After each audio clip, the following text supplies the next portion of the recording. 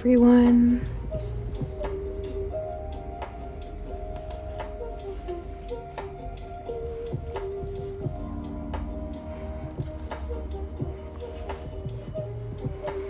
I hope you're having a good day.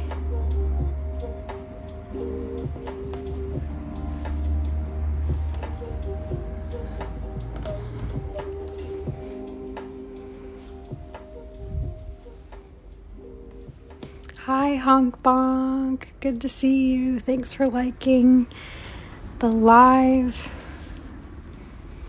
I was live earlier and I started weaving this piece at the beginning and spent like a little over an hour working on this, and then I just took a lunch break, a late lunch break, and now I'm back. And we'll see how far I get today. Feel free to ask questions if you want, or you can just hang out and listen and watch.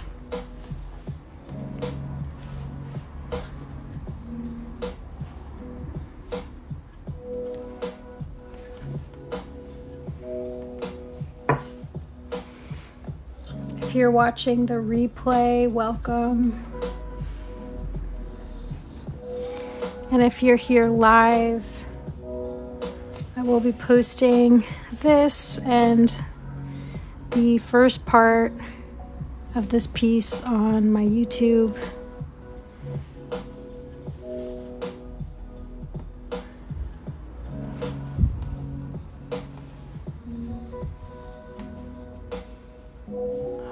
Okay, so it's time to add on more yarn.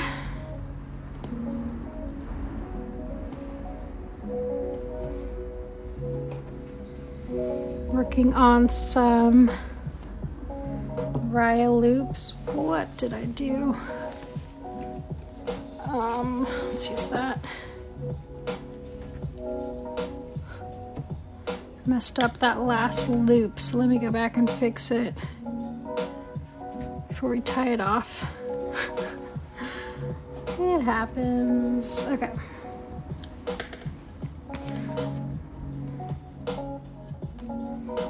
All that.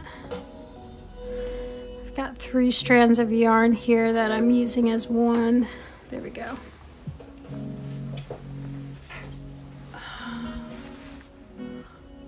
Thanks for the follows and the likes. Oh, I miss seeing you too, Honk Bonk. I'm glad to be back. I had a lot happening behind the scenes, and finally getting back into some weaving. I was working on some other stuff, but now I have a lot of weaving to do, like for the next 2 months. So I'll be around a bit more than I was.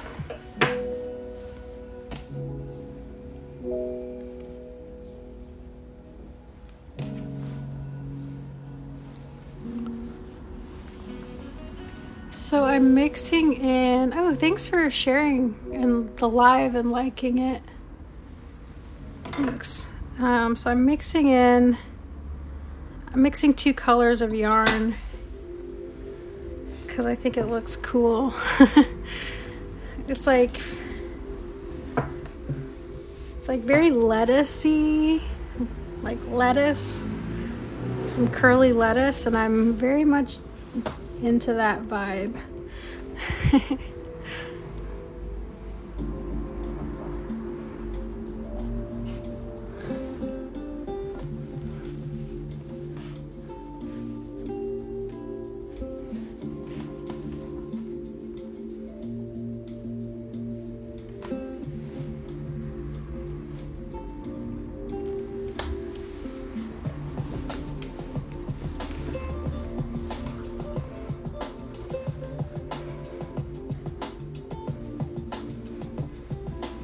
Okay, not into this song.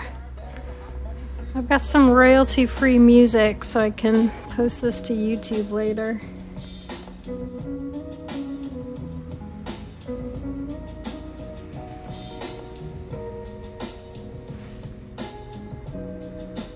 Oh, thanks for all the likes. Thanks for the follows. That helps TikTok boost the video.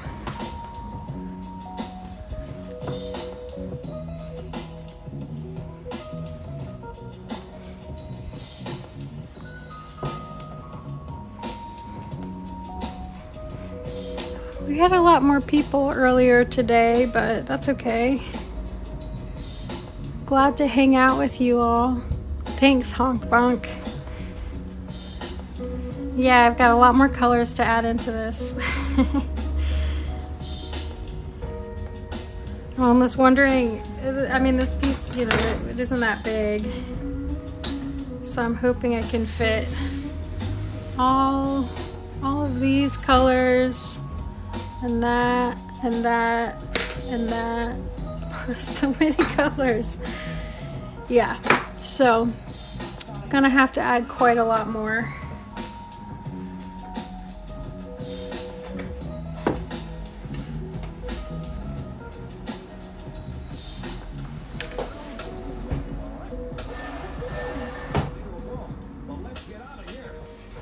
Okay.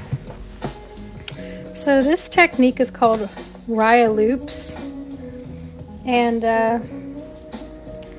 there's a lot of different ways to use this, but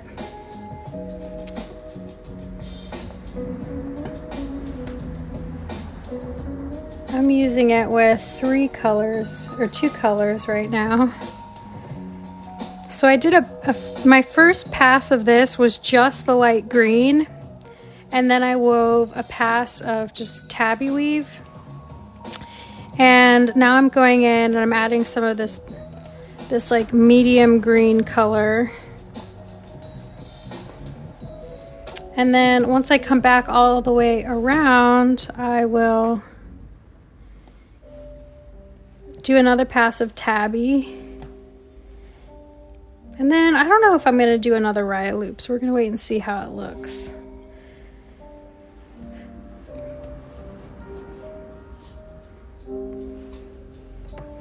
Definitely need to incorporate some more colors in here. So, you know, now that I'm looking at it, like standing up, got my shirt. I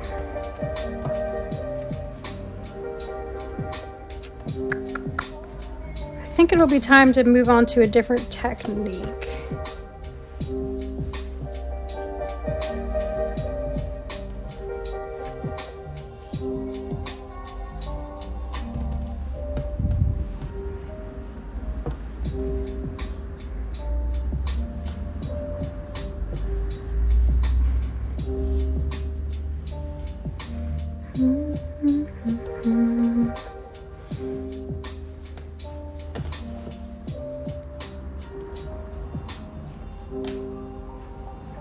Oh, I see.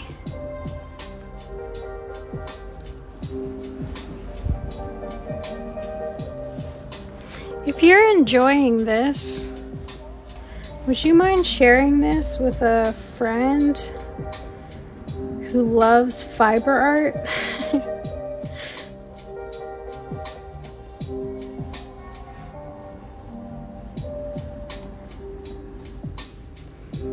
Oh, thank you, Monsteroni and cheese.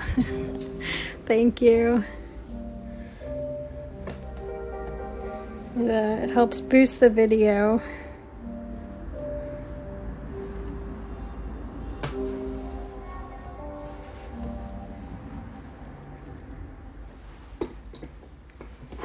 Okay, I think I'm going to end up cutting all of these loops when I'm done weaving, but let's wait and see. So I'm going to tie a knot to kind of finish this off, and then come back with another technique. Whatever I do next, it's kind of going to be covered up by the loops because they're so fluffy. If you look at this to the side, you can see there's some other stuff going on underneath here. Got some yellow and blue, but you can't see it as is just because that, you know, it's so curly looking. So that's one reason why I might give it a haircut, but we're gonna wait and see. I'm just gonna go ahead and switch colors for now. I'm not even gonna switch colors. I'm gonna use this yellow I have here. This super bulky weight yellow.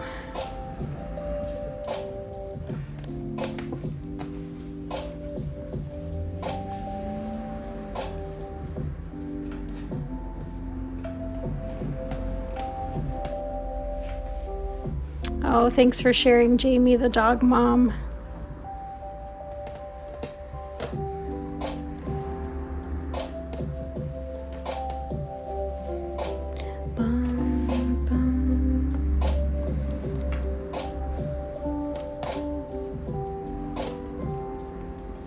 Okay, I'm gonna need some more yellow. And I already have a bit back here. Could I use, that's not quite long enough. I'll just cut a new piece.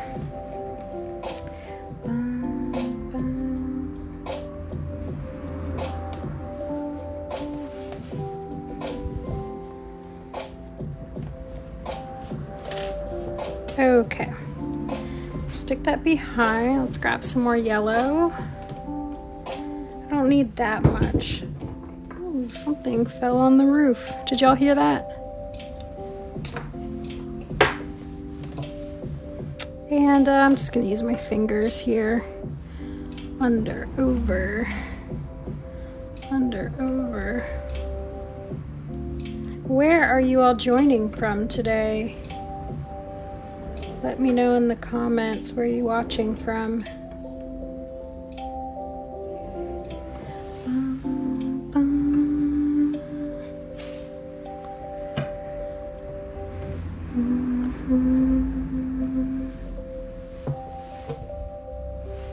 My pleasure. I'm a bead weaver and wire wrapper.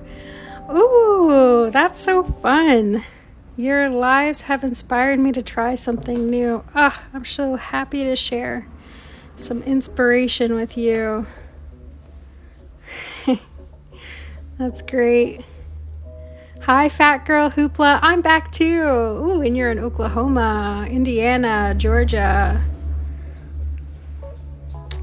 Nice. Got our U.S. friends here. Florida, U.S., but moving soon.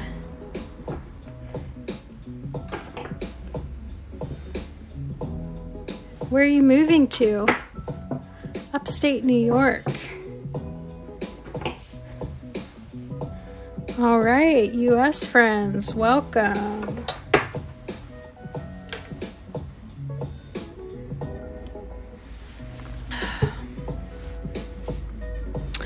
Stitch Witch bitch just got a rigid heddle loom. That's so exciting.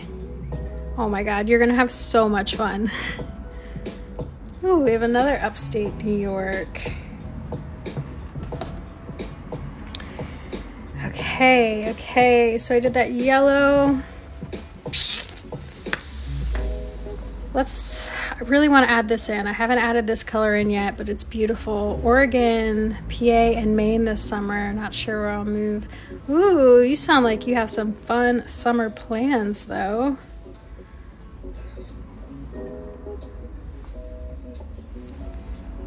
Oh, that is so nice. But I also want some more warm colors in here too. So should I add some? Oh yeah, that's nice. Or no, I'm going this. It's a 24-inch Ashford. Hubby assembled it yesterday. Cool. Those are nice looms. I've woven on an Ashford before.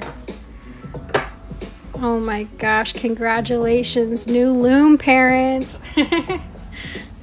So fun.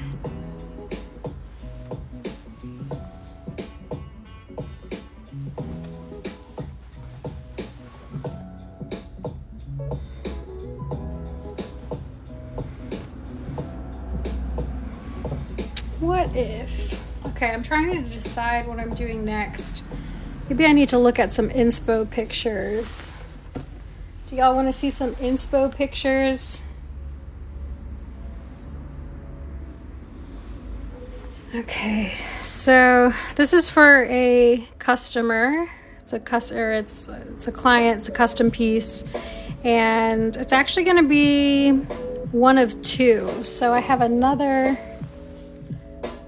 hoop ready and warped for the second piece, but I want to get at least halfway on the first one before I work on the second one, just so I have an idea of where this is going. But one of the pieces my customer liked was this one, this big guy. This one was also a custom piece. So I did this pattern. I just did the loops. What did I do next? Oh, I did some sumac. And then we did some triangles. These little houses are so cute. Okay, I'm gonna follow this. I'm gonna do some sumac next and then some triangles. I think that's the move.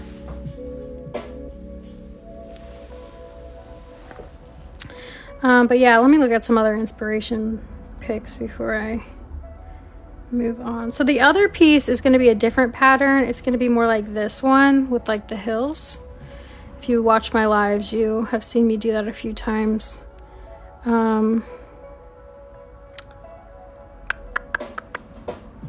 Anyway, but I'm going to use the same colors so that the two pieces go together even though they're different patterns.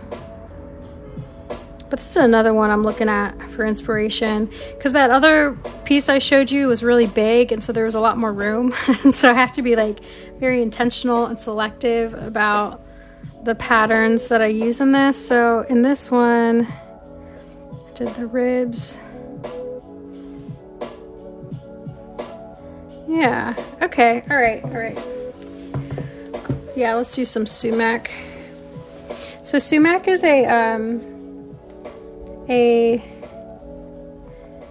weaving technique that looks like a braid. So you weave it in two parts. You weave, the first pass goes in one direction and the second pass goes in the opposite direction, and then it ends up looking like it's braided.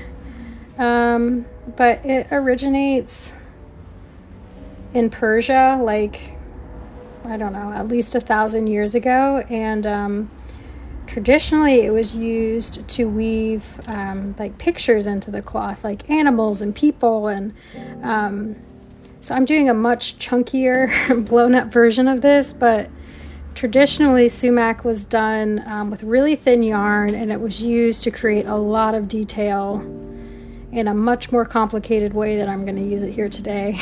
So pretty cool. This stitch has been around for a long time. Hi, Caroline. Welcome. Ooh, you changed your handle to CM Wool. Love it. It's so good to see you, Caroline.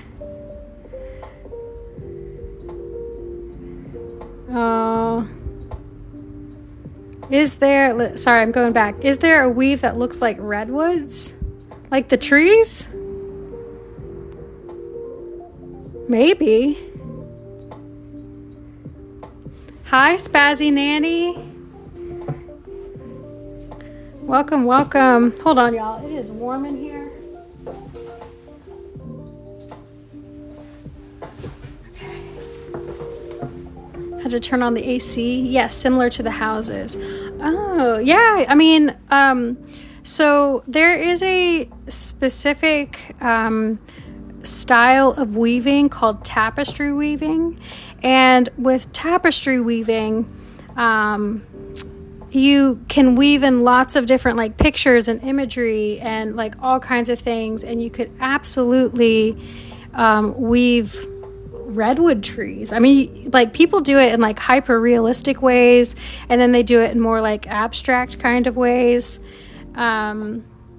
And yeah, I mean, you could totally do it. I don't know if there's like a specific pattern, but what you do when you want to weave like something more detailed, tapestry weaving, is you make what we refer to as a cartoon. It's basically just a drawing, and you affix the drawing to the back of your warp so you have it as an outline, and then you can like weave it in. So I think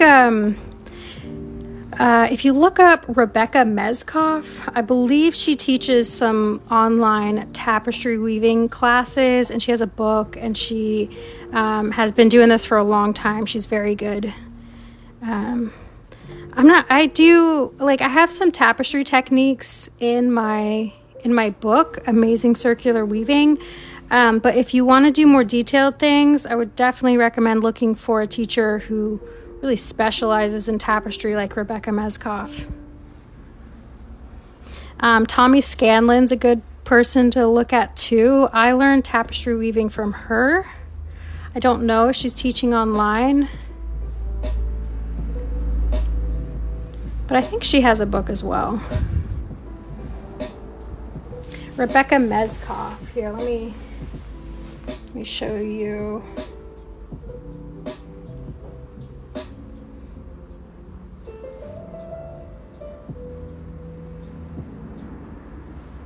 Oh, sorry, Mez-Off. I was saying it wrong. Okay, yeah, so this is her. This is her website. I weave tapestries. I can teach you to do it too. So RebeccaMezoff.com. Feel free to screenshot that. Yeah, she's very well known for her online tapestry workshops. And yeah, so highly recommend. Yeah, no problem. If there's something I can't do, like, I'm happy to refer you to somebody who like can really help you. Does this pattern stay within the piece, like the weaving? This weaving is going to stay on the hoop, if that's what you meant. Sometimes I take it off. It depends on what the final application is. Like, I have work that I take off the loom and then I mount it to canvases. I have work that I take off the loom because I turn it into pillows or coasters. I have patterns for that in my book. But this particular piece and its sister piece that I'm going to work on, these are going to stay on their hoops, and my client is actually going to have them framed, which is going to look so cool. Can't wait to see how that turns out. Thank you, Tudia Bang One. Caroline says, I look for you every morning. I mean, every morning. Oh, I like really haven't been around lately. I've had so much stuff going on behind the scenes. I hope to be back more because I have quite a lot of work to do over the next like 2 months.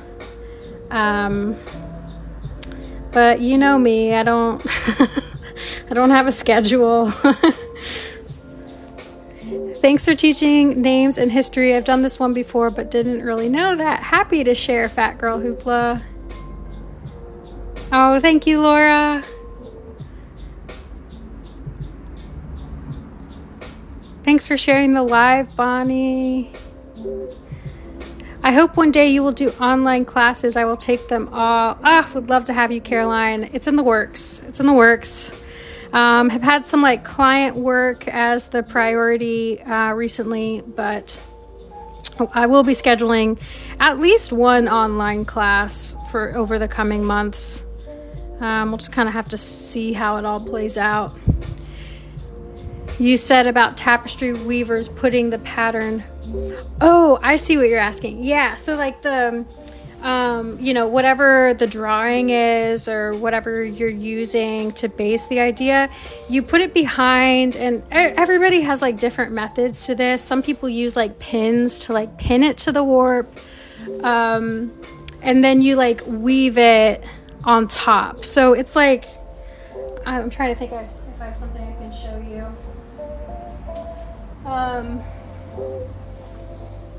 Oh yeah, okay, so like, Actually, yeah, okay, so here's a template I used for a piece a while ago. I like wanted to weave the word yes.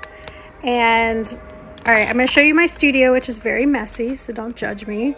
But basically, here's how the piece turned out, and it's like a whole thing. But I had this like pinned behind the warp and then used it as like a template to weave in the word.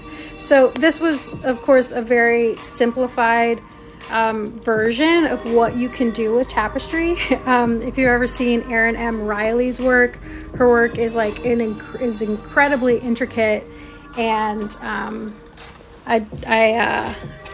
am not like an authority in tapestry weaving. I have done it a few times, but yeah, so I think you can even see I have all these like holes. So I use like, you know, like sewing pins to like pin it to my warp, and then wove it on top. So I saved it in case I ever want to use this again. Does that make sense, Jamie? I hope that makes sense. I don't know if I'm the best at explaining it. Okay, Caroline got it. Hi, Tabitha. Yeah.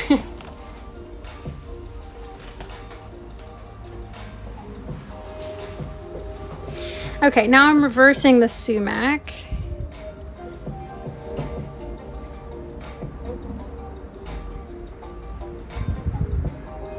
Ooh, Roseanne, you're crocheting. I love it. Yeah, let's just chill and have like a nice fiber day.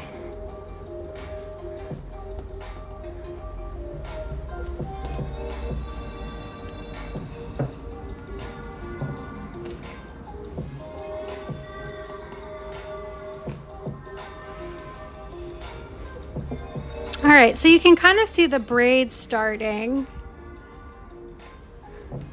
This yarn is so fuzzy, but you get the idea. Gotta get these ends out of the way. Ooh, Caroline, you got this. That's exciting. What are you selling this time? Your yarn?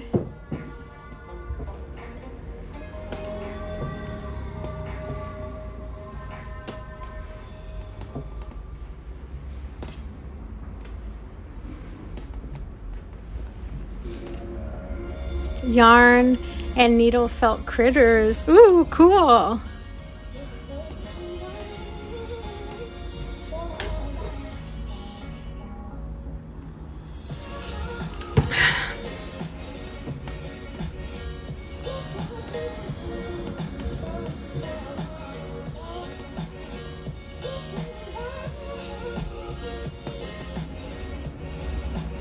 All right, so I'm making my way back around. Then what am I going to do after this?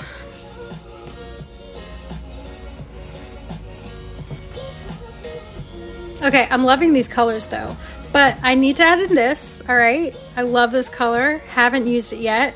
Gonna add in this. I use some like way in here, but I don't think you're gonna see it in the final piece, so I need to add more of both of those. And some more white. I think it needs more white. I only did white like right at the beginning.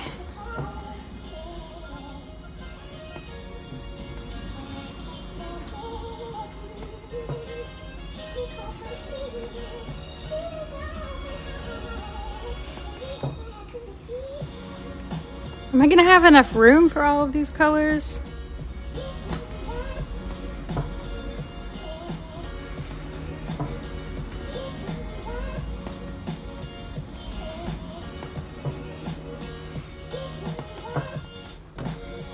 I love this orangey yellow though. This is so nice. It really glows. Some mohair and just these little like fuzzy bits off of the yarn just give it this really glowy quality. Very different from any of the other yarn I'm using in these pieces. Okay, time to add more on. Fun thing that you can do, or I don't know if it's fun, but just this is like a little tip. when you are working with yarn and you've doubled it up or you've quadrupled it up and you have these loops, you can add your new yarn through the loops and then you don't have any knots. So that's what I'm going to do here. It does look like a braid. I did take a break, Paper Moon. Had a little lunch break, but I'm back and gonna get a couple more hours of weaving in before I call it for the day.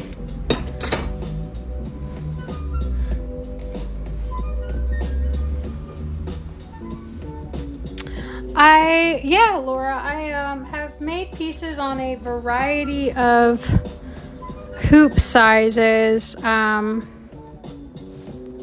Yeah, these are just, this is about as small as I'll go for something like custom. Yeah, you see what I'm doing here? Just like pulling this yarn through, no knots. Very handy. So there you go. There's a secret tip. It's not really a secret, but but yeah, I do a lot of sizes. Smaller, bigger. You know, this is custom though, so I really try to do, if I'm doing something custom, like it's really not worth it for either of us to do anything much smaller than this.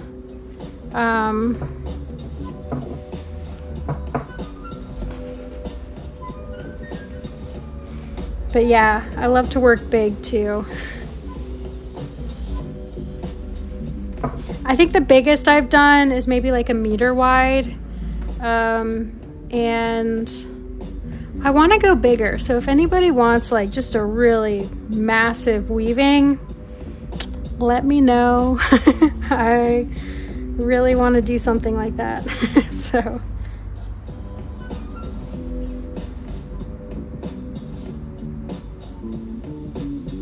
thanks for all the likes, all the follows. I'm ready for you to use that flat blue yarn. Me too. I think that might be what I add next. It is such a nice color. Oh my God, it's really nice. I can't wait.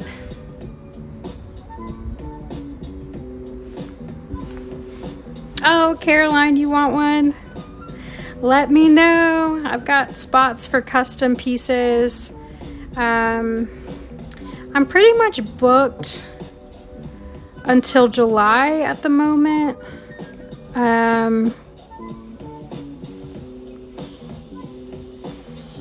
But after that, I've got openings, so let me know. Okay, there we go.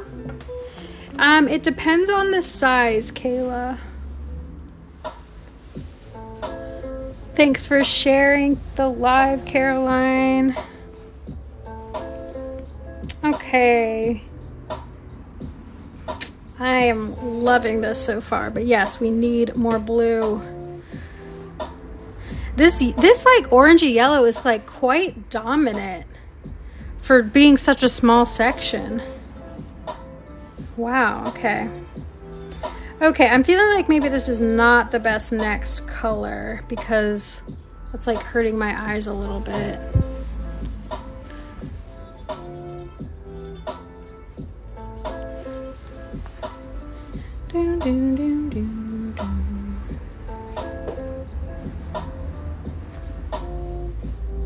Something like this size. Well, I would have to price it out for you and like figure out shipping and stuff, so it's hard to say.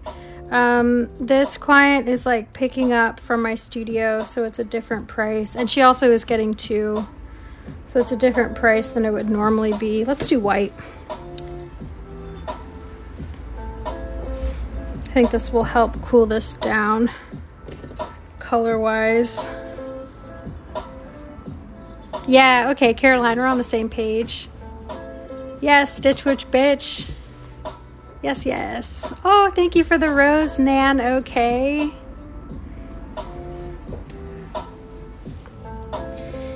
Okay, let's get a needle. Oh, thank you, Kiet E. Good to see you again. Thanks for joining, hopping back on with me.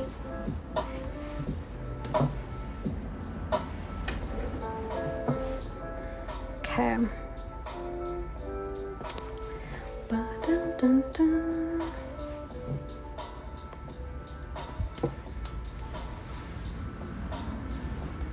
Ooh, thank you, Happy Hippie Paints. Glad you found me again. Okay, let's see. Pull that through. Yeah, awesome, awesome. Okay.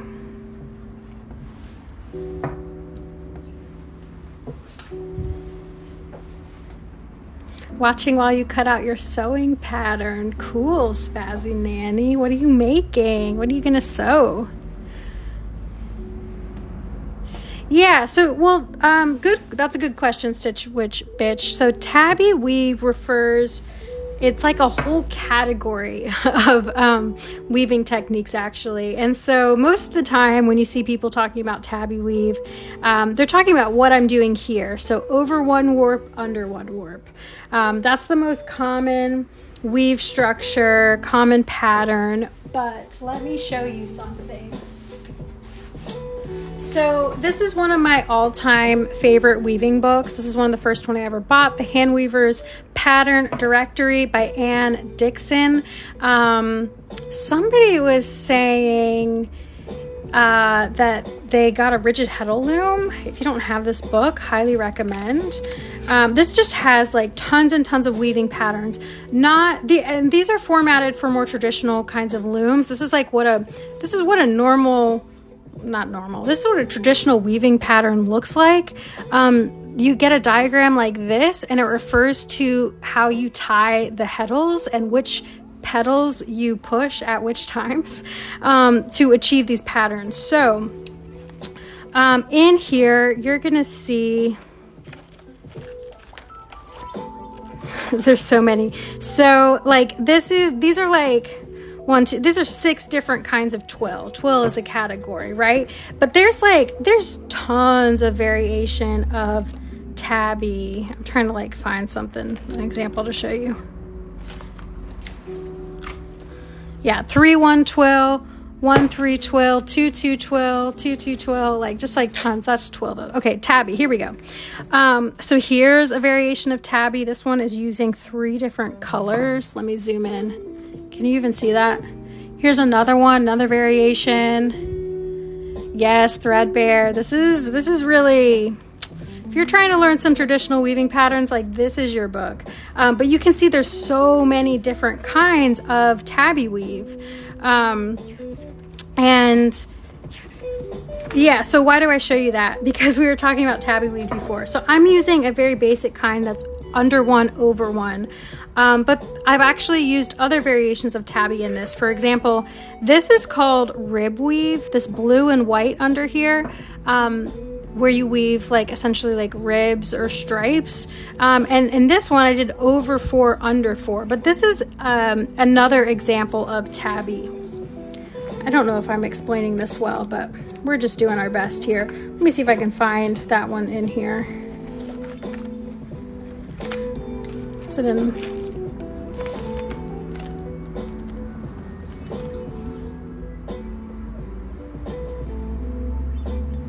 No, I know rib weave's in here, but it's not in the back. Anyway. So when I wrote my book, I took a lot of inspiration from Anne's book, but the thing that I did differently is that when you in traditional weaving, you weave back and forth to create these patterns. When you're weaving in a circle, you begin weaving around and around, which changes the math equations that you need in order to get these same patterns. And so I used a few traditional weaving patterns that I have learned from people like Anne and other weaving teachers I've had in other weaving books. But I've made them work in a circle. And so for example, if you want to weave just normal tabby weave over 1, under 1 in a circle, you need to have an odd number of warps for the pattern to work correctly. So I'm looking for an example of this. So this is a pattern where I teach you how to use tabby weave to make this really cool pillow, and we use it in a variety of different ways. And the main thing for this pattern is that you need an odd number of warps. Yeah. Yeah, so that's also a plug for my book. But if you buy my book, you don't have to worry about figuring out the equations and stuff, because I have it all laid out for you. At the beginning of each project, it tells you what kind of warp you need, the number of warps you have, any other notes about how you can change the number of warps to have the pattern work out correctly. So there you go. Seems similar to converting knitting charts to circular knitting. Oh, yeah, probably. I've never done houndstooth in a circle, but I'm sure it's possible. It's not necessarily over and under the same number of warps. That's a good question, Stitch Witch Bitch. It can be like when I teach rib weave in the book, we're not doing over 4, under 4 like I'm doing in my current piece. We do, let me tell you exactly.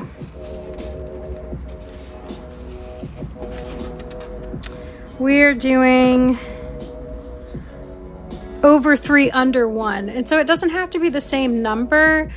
You know, I don't even know how to explain that. I got to learn some new things so I can explain that better, I think. But yeah, so there's different, just like there's different variations of rib weave and the number of warps you're weaving over and under. It's the same for any pattern, really. I only weave yardage on a floor loom. Ooh, cool, Threadbare. Totally. Can you show a finished one like what you're working on now? Yeah, absolutely, Kathy. You like the sound of the pages when you turn them? Yeah, I don't know. There's something about that, like, it's a spiral bound book, and it's just like, so you can lay it out flat, and they're just like, yeah, I don't know. It sounds nice. This is great. If you're weaving patterns on a rigid heddle loom, a floor loom, I don't know, if you have a table loom, this is a great resource.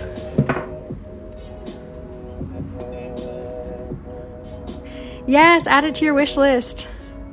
You're here on Weaving Talk, where we share our resources and tell you how to do things. Ooh, Spazzy Nanny. Oh, you're sewing a zip fleece jacket. Cool, cool. Graham Tennisler. Emily, I found you as well. Just made my day to wake up to this. Oh, thanks for hanging. Oh, cool, y'all. Hello, hello, Nike Tennisgram. Thank you, Journals by Caitlin. I have not even got the warp right yet. Oh, you got this, Caroline. Okay, so, let's see. Reluctant Plum is asking about the book. So this is the one I was recommending for pattern weaving. This is the Hand Weaver's Pattern Directory by Ann Dixon. And then you can screenshot that. And then the other book is Amazing Circular Weaving by myself. I'm Emily Nicolaides. You can get this anywhere where books are sold for both of these. And fun fact, I have the same editor that Ann Dixon used for the Hand Weaver's Pattern Directory. So pretty cool. That really just made my life, because this book has been such a valuable resource, and to have the same person help me put this together was like freaking cool. I feel like I've made it. Awesome. Thank you. You're looking sharp. Does the ring stay in the finished product? In this case, yes. I am going to leave this piece on the ring. My client is actually going to have this framed, and she wanted that stretched look that you get when you leave it on the hoop, but you don't have to. There's reasons to take it off, and I walk you through both. I walk you through both processes in my book. Oh, Lori, I've missed you too. It's so good to see you. Kayla, I'm hoping that I will be doing more of these. I have a couple of big projects to do over the next couple of months, big weaving projects, and it's been a lot of work to set everything up and do the design and all the pre-work, but most of that is done now, and so I think I will be here on TikTok more regularly as I am bringing these designs to life. Yes, Caroline, I am going to be putting this on my YouTube. Okay, that is so annoying. Sorry, somebody drove by with a very loud motorcycle. This is, somebody was asking, feel free to take a screenshot of my book if you want to learn. I have it linked in my Amazon storefront. There's a link in my bio if you want to get it from there, but it's available everywhere where books are sold. Okay, I feel like I'm missing comments, so feel free to... Oh, somebody was asking for finished. So it's this is not quite. This is a more simplified version of this. Hi, Myra. It's good to be back. But yeah, so this is kind of what I'm going for. I did this one on an embroidery hoop. You can see that tension screw. But anyway, keep watching, and I will finish it soon. Okay. Love doing show and tell with y'all, but it's time to get back to weaving. It's a great coffee table book as well.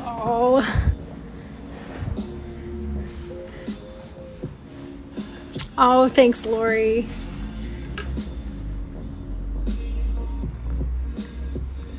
Okay.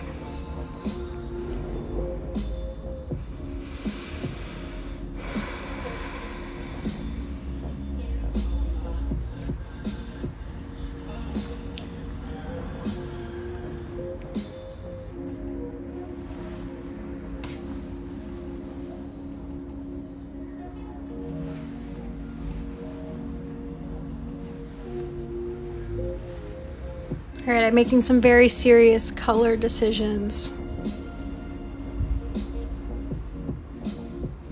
I got the book but want to see more. Oh, cool, Ruby.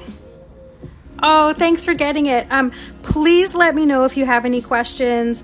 Let me know how your weaving's going, how your weavings turn out. You can message me anytime. I'd be happy to help you. Appreciate the insight and show and tell. When can I see the starting position? Ooh, Manish, you'll have to follow along and catch me next time I'm starting a new one. But I'm also posting my TikTok lives on YouTube. Somebody was asking about that. And yeah, last time I went live, we talked about this, and I tried posting another live on YouTube, but it got flagged for like copyright because I had just like my usual playlist in the background. So I've got some royalty-free music going today, so that it doesn't get flagged. Yeah, so if you want to see it from the beginning, you can follow me on YouTube and check that out. And I'm just going to post a couple of these lives and see how it goes, see if anybody watches them. But if y'all are like enjoying having it there, I will continue to do that.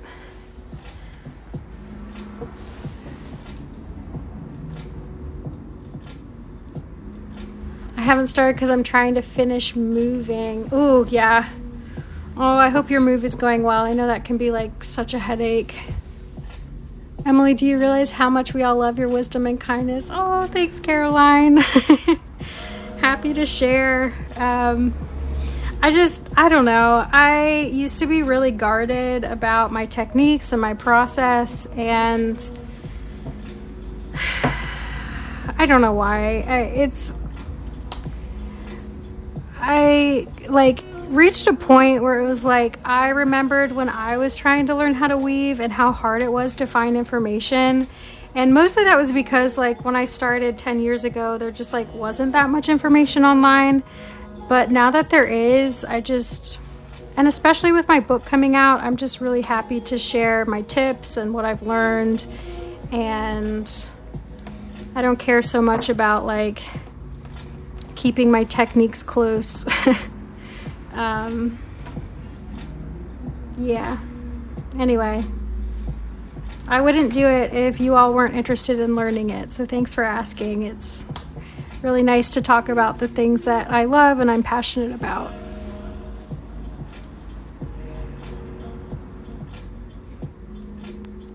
What's your YouTube? I can't find it on your link tree, and I'm curious how to start a piece. Oh, I haven't put it on my link tree yet, to be honest. But if you search my name, Emily Nicolaides, it's spelled the same as my username. You'll find it there. But yeah, I really need to put it on my link tree, but I haven't yet. This is kind of like a new thing I'm trying. But yeah, it's the same username. Oh, Caroline, that is so cool. I hope your class goes well. I see this first time, and as I saw, I like so much, and me also curious to see how to start. Oh, welcome to Circular Weaving TikTok. Do you keep it on there, or does it come off when complete? So I'm gonna keep this one on the hoop. Sometimes I take them off, sometimes I leave them on. My client requested that I keep it on the hoop. And they're actually going to have the pieces framed, which is cool. I can't wait to see how it turns out. Yeah. This is a nice blue.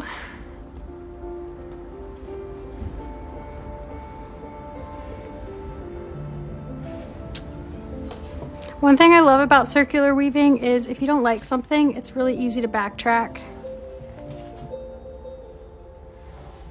Like that.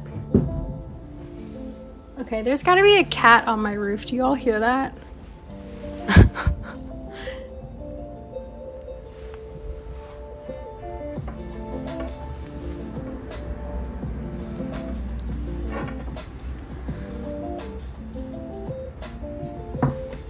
You're probably like, what is she talking about? I just keep hearing something fall above me. Okay, yeah, that's much better. Now let's weave some triangles.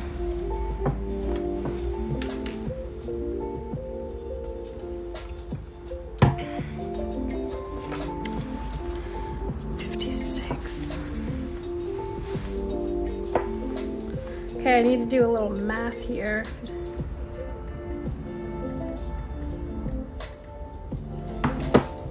I need a pen.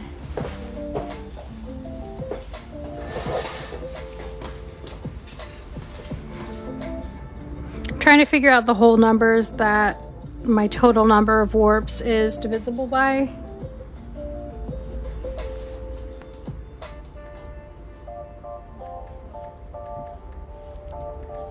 Okay.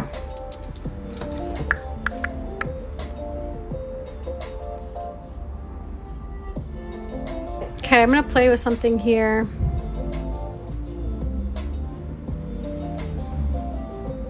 This is called circular weaving. How do you decide which patterns to do where? It's very intuitive. I have some like reference photos that I'm using for inspiration, but it's pretty intuitive. And it's also like knowing, you know, when you have in circular weaving, the distance between your warps changes from where you start to where you finish. Like there's a much wider gap here than there was at the beginning. And so that can affect patterns too. So I'm keeping that in mind as I'm weaving these pieces. Like, for example, I'm going to weave some triangles, right? So if I were to weave them here, they would be much smaller than if I were weaving them out here. So here's a piece I did recently, all super bulky weight yarn. I wove triangles closer to the outer edge, and they're like have such a wide base, and that's a very different look than if I were going to weave triangles more like this piece. So same technique, different yarns, and different places within the warp. Yeah.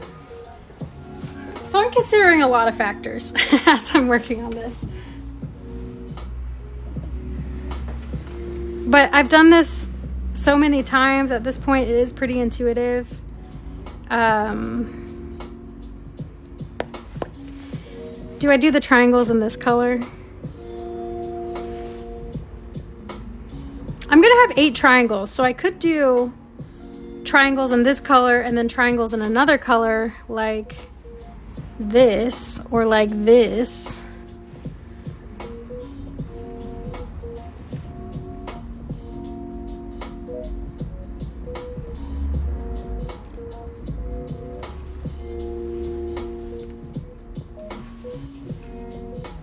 I'm gonna do one and we're gonna look at it.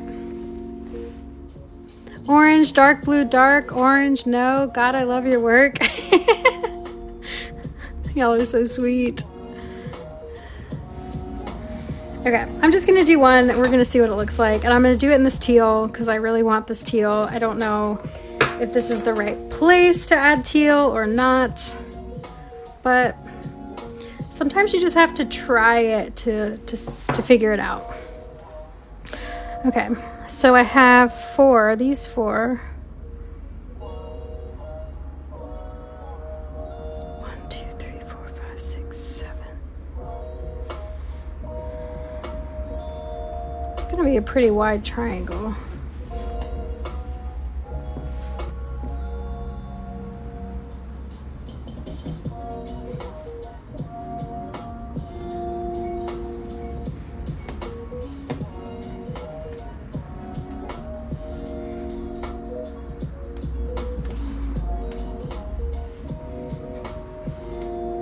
I don't like how big this triangle is. So let's do it differently.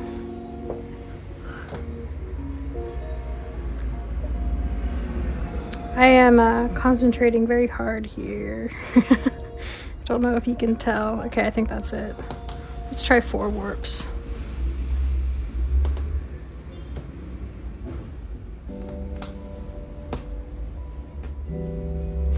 Susie, I am not on a schedule, but if you check out my YouTube, I'm going to be uploading this live and the previous live where I started this piece, so you can watch the replay.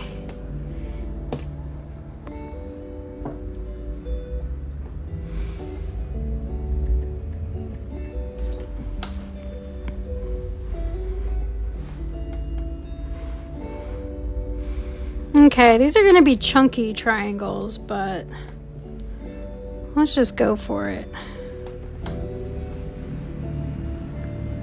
Oh, thanks, Jamie. The 2 colors look too similar. They are, you know, especially on camera. It's not quite so drastic in person. But that's good to know. Oh, Monica, thanks for subscribing to my YouTube. I got a notification. That's cool. I was like, what's that? I'm new to YouTube. I'm figuring it out. So, yeah, they're getting in with me while I'm just starting. Oh, this is 5. Oh my God, this is 5, not 4. 56 isn't divisible by, you don't get a whole number when you divide it by 5, so that's not right. Back up, back up.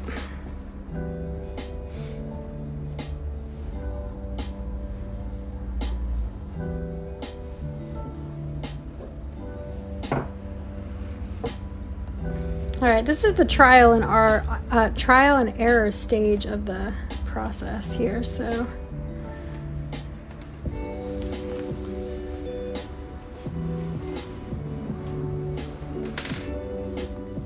Yeah, yeah, there is math. There is math in my process.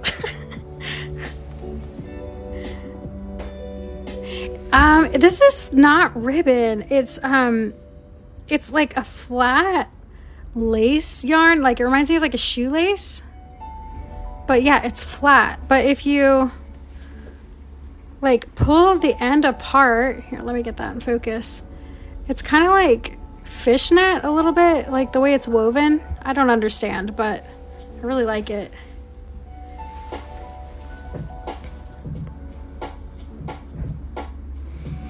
Let's try this again.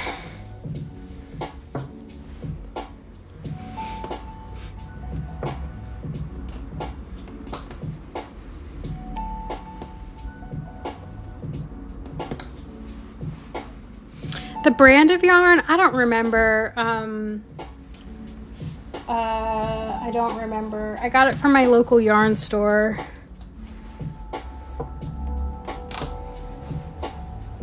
I think it was Russian though.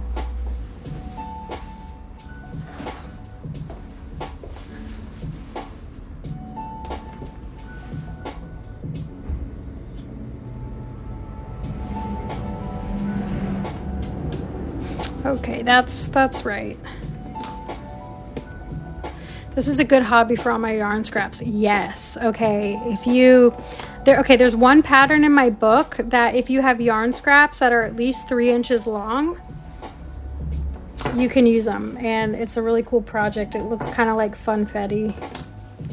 I wanted to name it Funfetti, but it was a copyright issue, so it's the Confetti Project.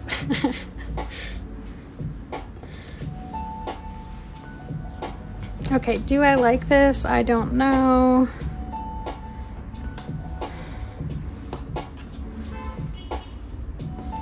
Oh, is this gonna be a problem? I'm having regrets. Because I don't like that.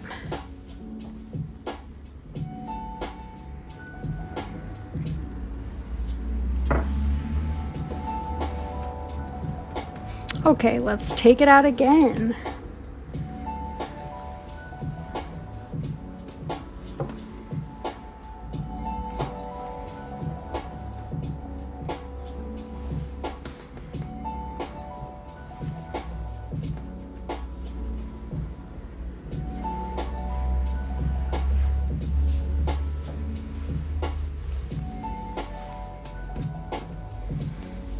I could do squares like I have in the middle, but I really want triangles. Like I've got I don't know, I just really want triangles.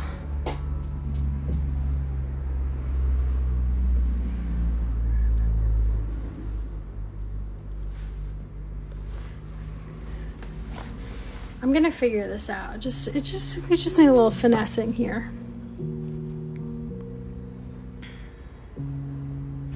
And I want them to be green.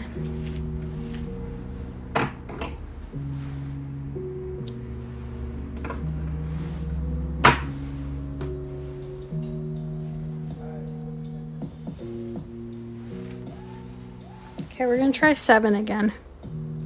1, 2, 3, 4, 5, 6, 7.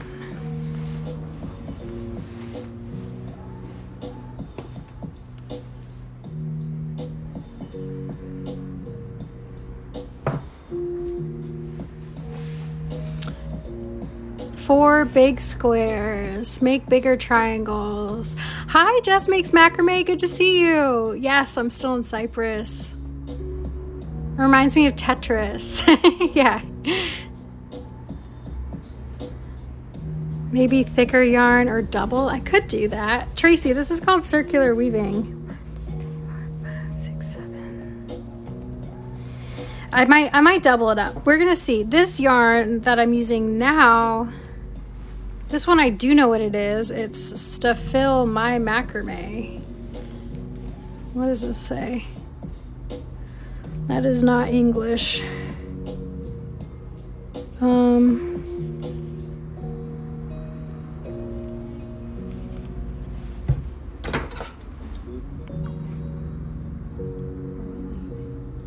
This is a 3mm. Yeah, pretty thin. Yeah, so very different texture wise. Let me see how it looks single, and then if it doesn't look like right, I'll try it doubled up. 1, 2, 3, 4, 5, 6, 7, 8. Well, yeah, okay, Emily.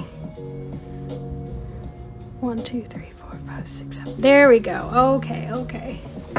It is cotton, 100% cotton. How many hours? Because I have seen you been on live for so long. I did take a break. Melody. Had a lunch break. I've been going. I've been working on this for about 2 hours. The weaving part. I did the warping part like last week or the week before or something. Yeah, bigger triangles is the move. I already feel better about it.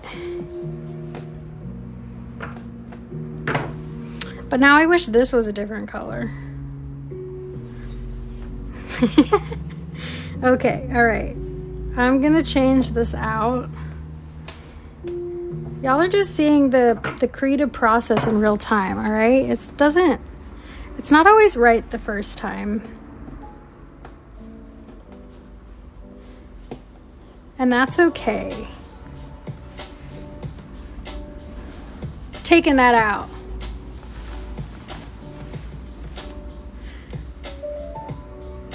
Do you know how to crochet? I do know. I know some very basic crochet. Haven't done it in a while, but wait, so the lines aren't attached? Not yet. The yarn, so eventually I've got all these like loose ends on the back. When I'm done, I will like tuck these into the weaving, but for now they're just hanging out, and the reason for that is so that I can take out my weaving if I need to. Oh, you could totally do this with a bicycle wheel. Patchouli Daydreamer. And you wouldn't even need a warp because the wheel has spokes. Oh my gosh, I like this so much better. This is so much better. Okay, worth it.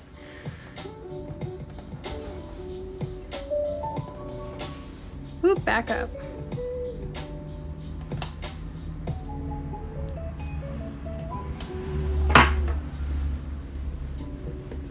Oh my gosh, I don't know if y'all can see it, if it's just me, but taking this out and putting this in is just making the biggest difference. And it pops so much more off of this like lovely Kelly green color.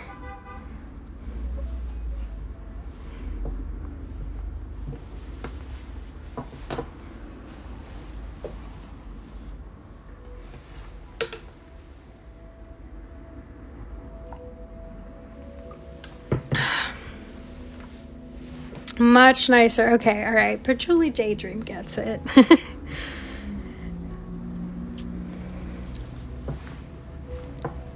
I think I was nervous putting the teal so close to this vibrant yellow orange, but it's working. The needle, the needle is not curved, but it is bent. This is called a bent tapestry needle. It has like a slight bend in here. Makes it easier to rock the needle back and forth as I'm weaving. You should put the light blue back, but between the white and the new one.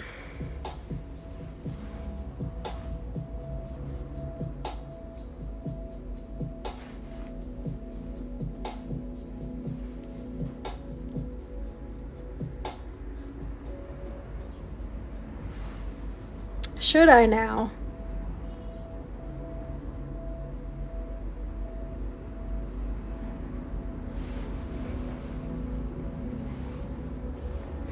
I think I'm going to bring that in later.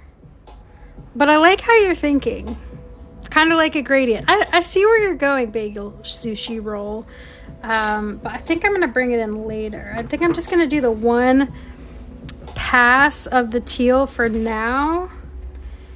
But I'm definitely going to need to bring in some more teal, and I'm going to need to bring this in because I don't have this yet. I mean, I do, but it's hiding under there.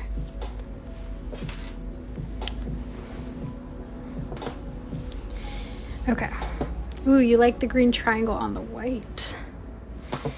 Okay, so I've got 3 passes of green. I have 1, 2, 3, 4 passes of green. And,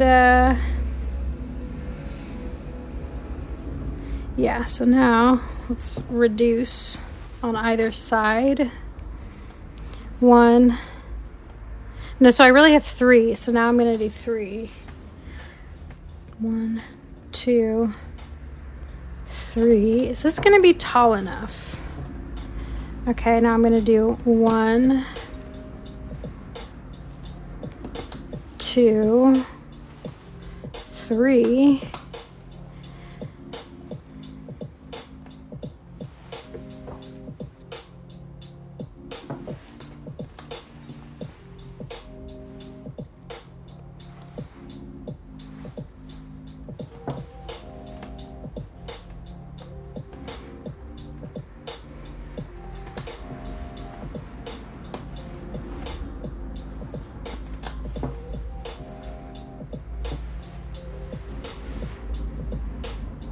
I want my triangle to be taller.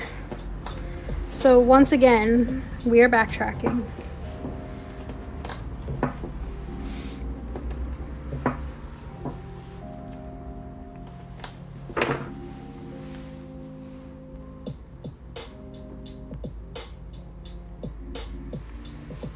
Oh, thanks for joining. Maybe you can catch the live later. Or the replay.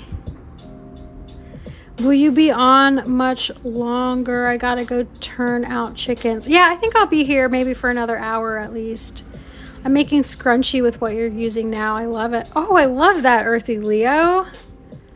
I feel like this would make great scrunchies. It's so soft.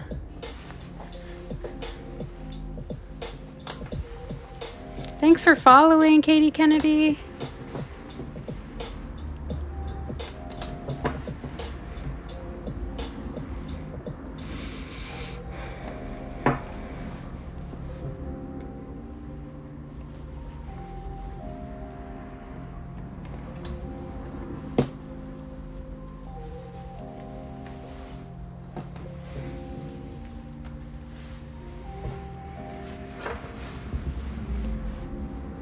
How long have you been live, Joe Biden's dog? I've been here about an hour, but I was here a little over an hour earlier today.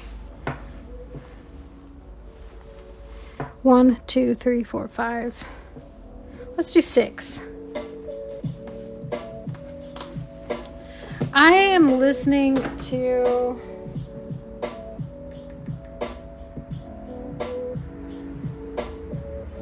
royalty-free Chill Hop 1 on Spotify. Just a playlist. I make my own playlists for the season, and I usually listen to that on live, but because I'm trying to like put these on YouTube, I can't do like copyrighted music apparently.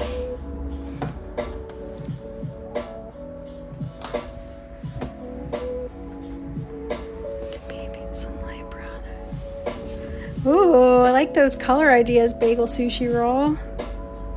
Sounds similar to Lo-Fi Girl. Yeah, kind of. Sorry I had to troll your videos. Now I'm ordering your book. Thank you. Oh, Tracy. Oh, thanks for ordering. Please let me know how your weaving goes and send me a message if you have any questions. Would be happy to help. Oh my God. Hi, what do you call this kind of craft? It looks interesting. This is called circular weaving. Thank you. Yeah, I don't know. I went with these like yellow little snaky lines.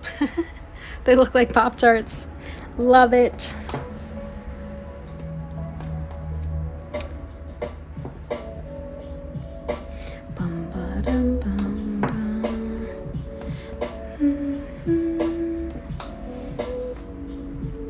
Thank you.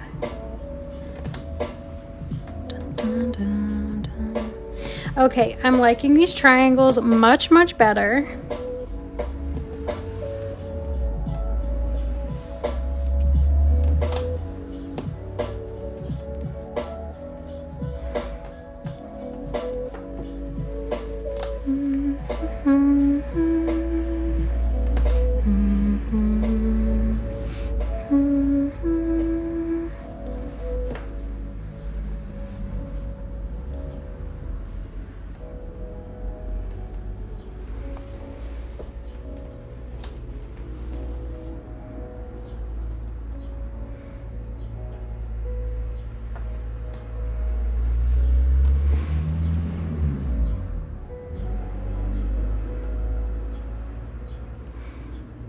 Okay, I am going to go ahead and tuck. I always do this, even if I leave all the other ends undone. When I weave triangles, I always tuck the ends as I go. I don't know why. It's just a habit.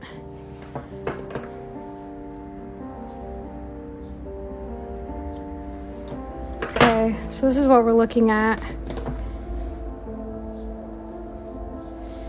It's a little funny. Okay. It'll be fine. There we go. Oh, there we go. Okay. First triangle.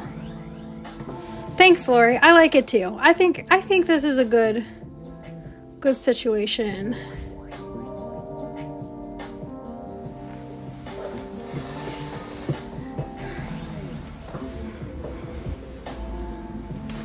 Now the question is, do I do all the triangles this green or do I do 2 colors? Like green and white.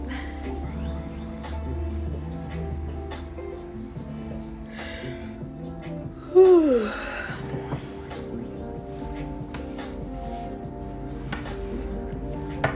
1, 2, 3, 4, 5, 6, 7.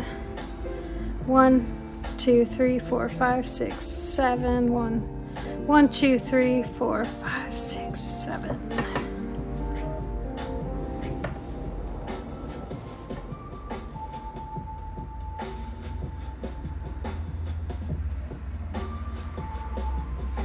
Just gotta make sure I'm counting right.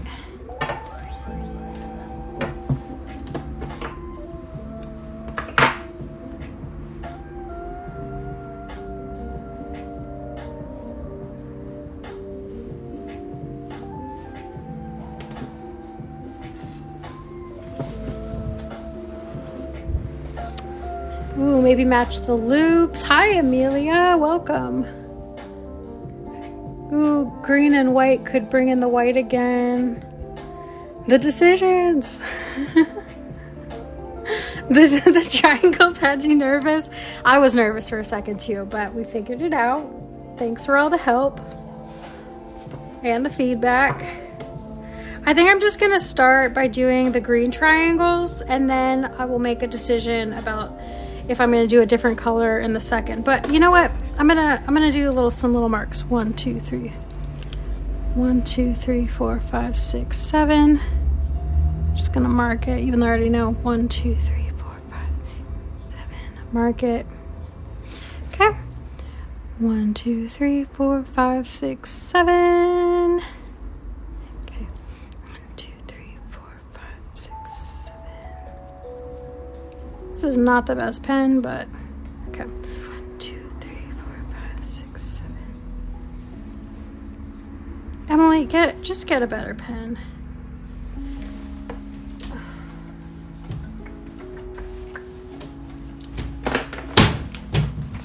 Okay, there we go. That's easier to see. 1, 2, 3, wait. 1, 2, 3, 4, 5, 6, 7.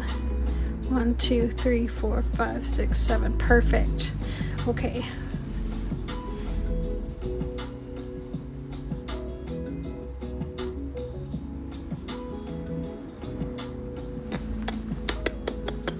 Okay, so this one's green, that one's gonna be green, that one's gonna be green, and then we're good. Okay, okay.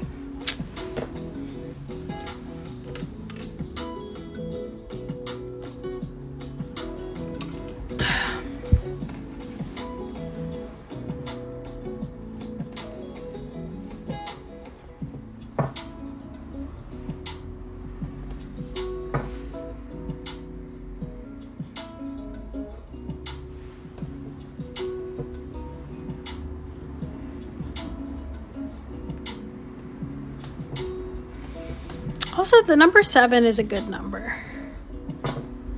So,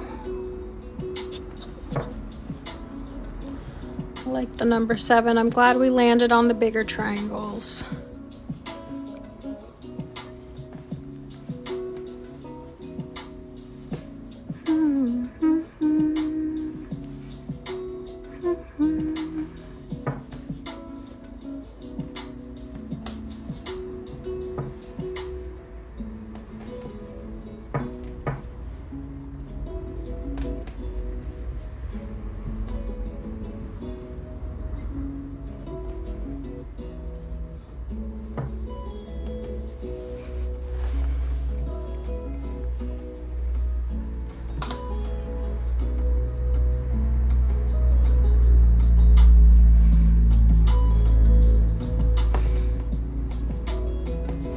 Okay, need to add on some more.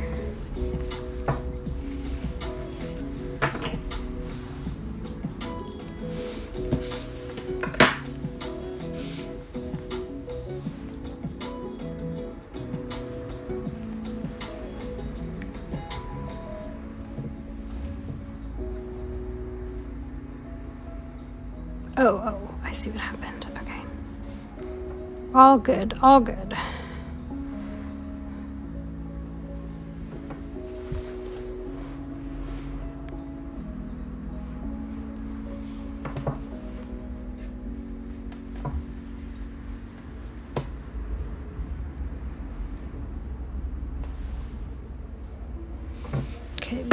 loose ends are driving me nuts, so I'm gonna cut them. Okay. Okay.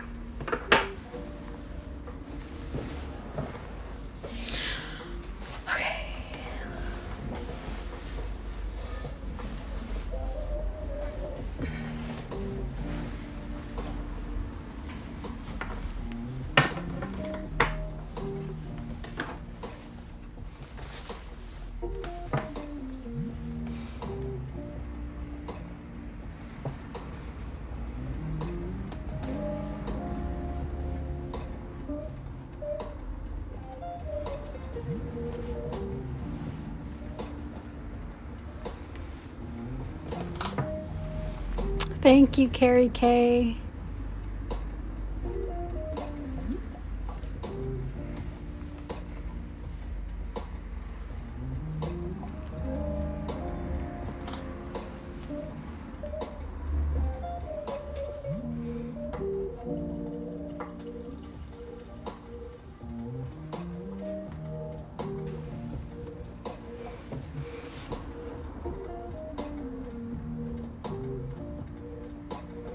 I love this yarn.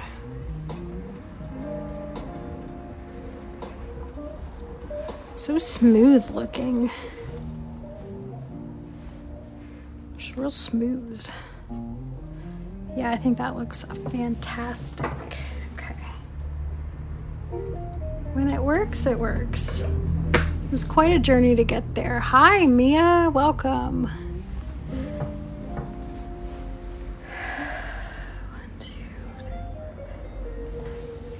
I know I already counted these, but I'm just double checking. 1, 2, 3, 4, 5, 6, 7.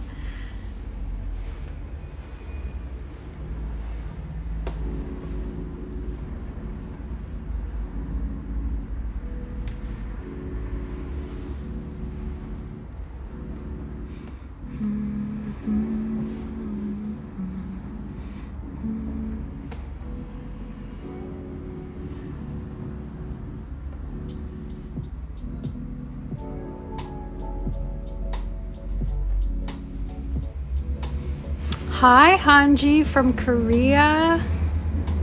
The triangles look like leaves. Ooh, I love that. I am making a circular woven wall hanging. This is a custom piece. It's gonna have a sister piece. So this is one of two. This is the first one.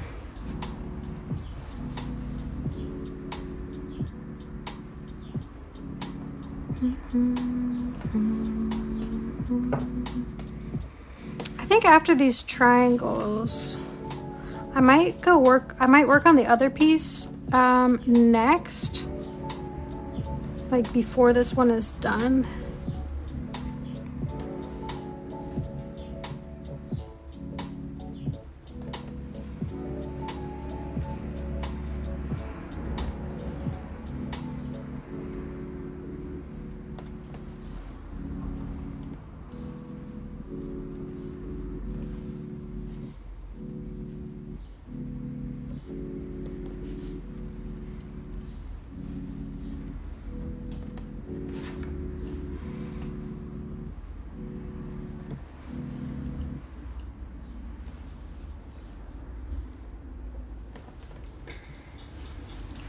You have 10 baby chicks.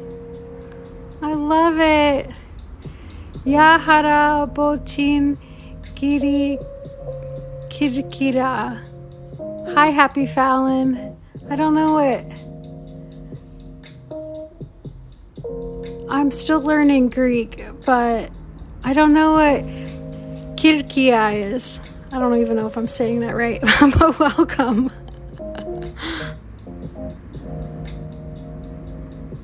Oh, watching from Edmonton.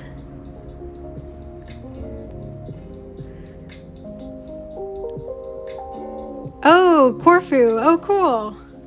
Welcome.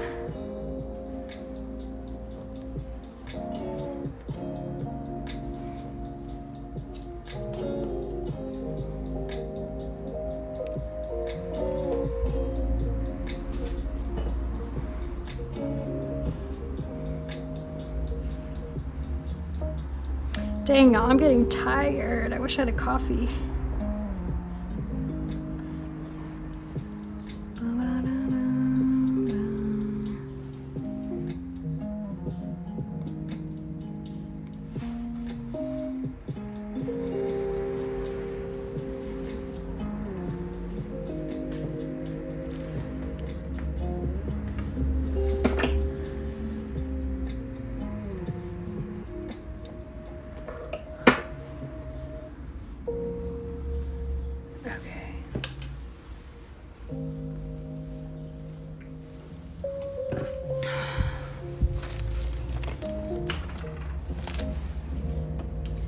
It's getting so warm here, I cannot drink enough water.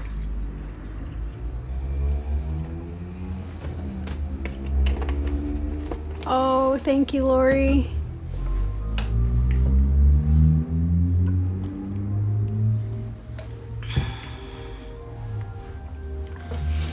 Okay.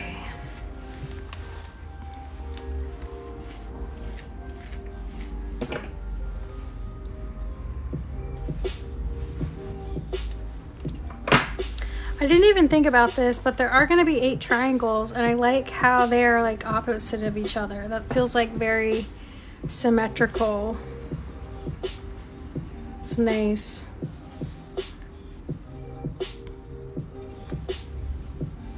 One, two, three, four, 5, 6, 7.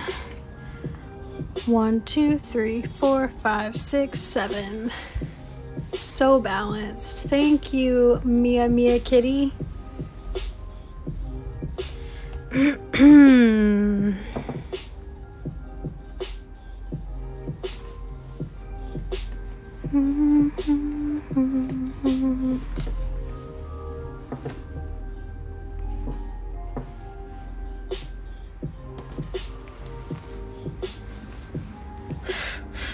1, 2, 3, 4, 5, 6, 7. Okay, perfect. I can stop counting now. For now. How many times did I just count out the number 7? I don't know. It's better to, like, you know, be sure that you have the right number, because otherwise, speaking from personal experience, if you get off by 1, then you have to like undo and go back and maybe add in more warps, and it's just a whole thing. So I would rather be sure.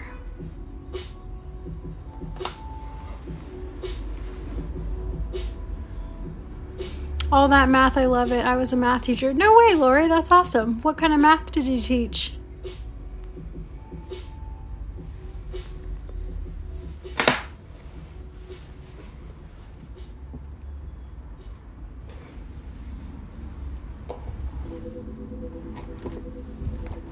Once a math teacher, always a math teacher.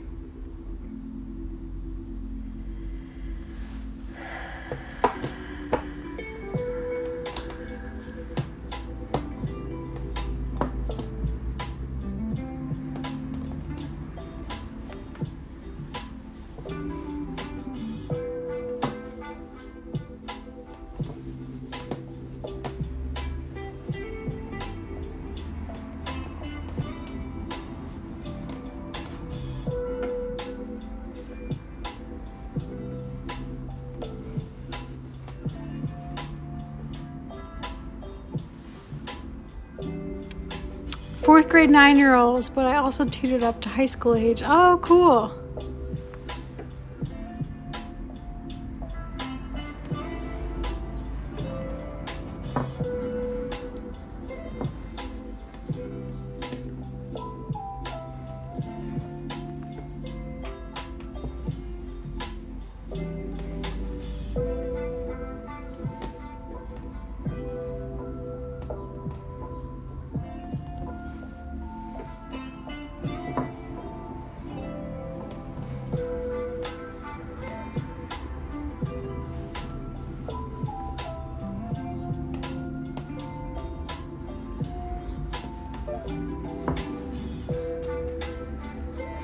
I don't have a, well, you know what? I'll show you some pictures in a minute. How about that Blair dog? No, wait, sorry. How about that Murph? Literally warping my rigid heddle loom right now. Took a break to Watch beautiful work. Oh, cool. What are you gonna weave on your rigid heddle loom?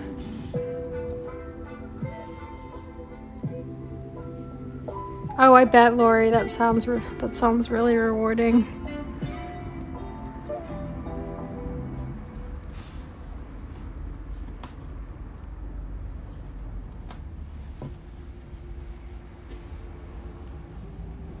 Ooh, a table runner, fun.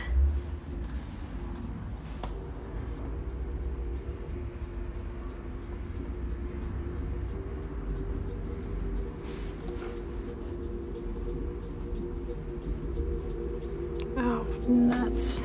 Okay. Oh, God. Oh. No.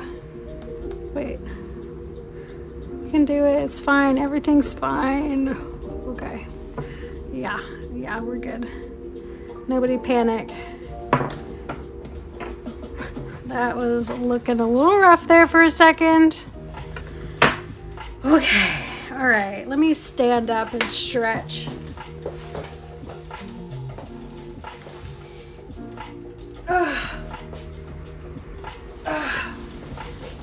Okay.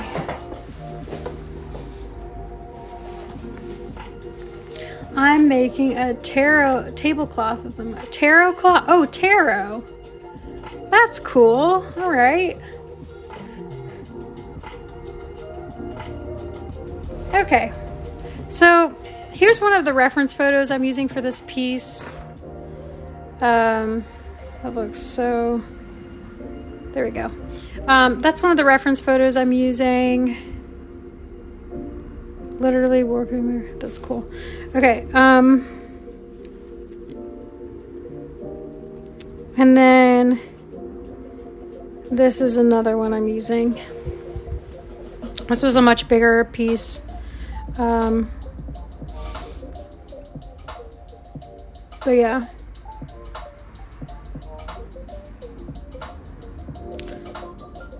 I'm not going to do the fringe like I did here. But I'm using a lot of the same patterns.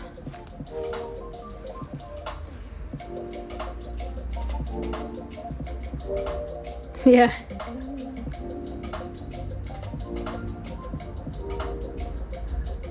So many details.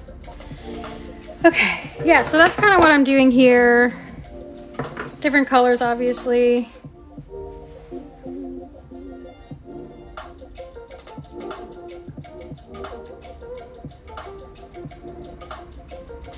Now the question is, do I do these triangles the same color or different color?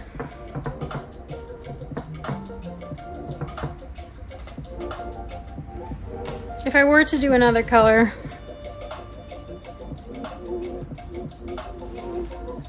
could do that.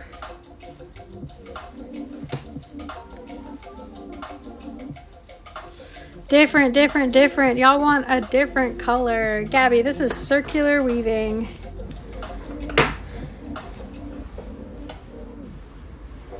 Let me try one in a different color and then we'll see what it looks like.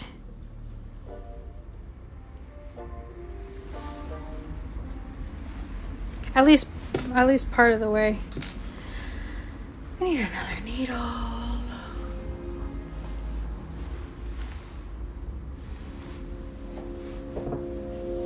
Thank you. Thanks.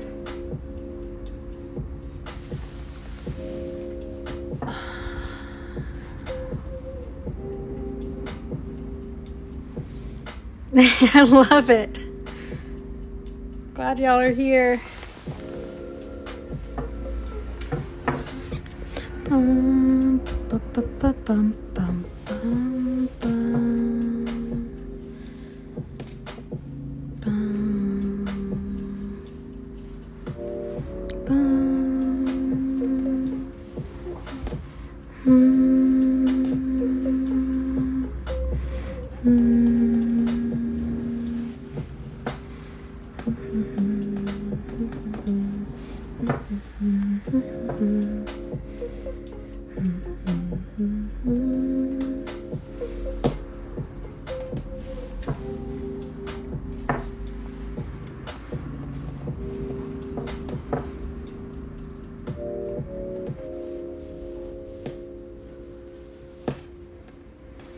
Oh, it's true, Lori. Always growing. Thanks to everybody who's watching live and watching the replay. It really means a lot to me to have your support.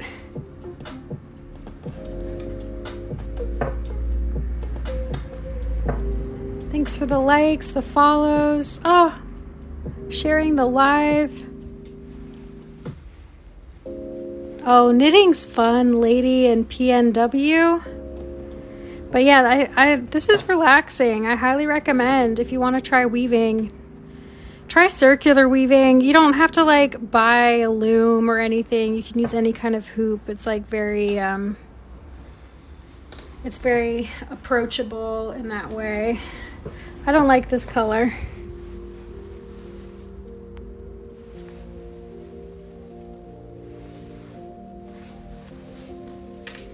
It really is amazing how much growth can happen in a year. This is too dark. This is too light. But wait, what if I did this? Do you have the same color you did in the middle? The lighter, yes. So I do have more of this color. I could do that for sure.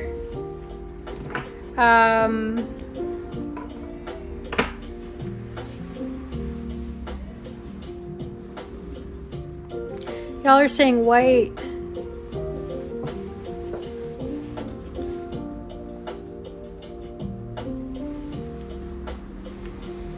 I can try white too. Let's see.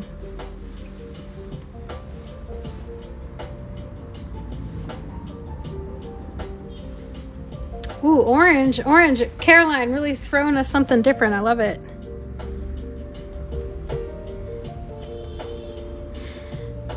So here's the thing. Let me talk a little bit about the plan, the initial plan for this piece. So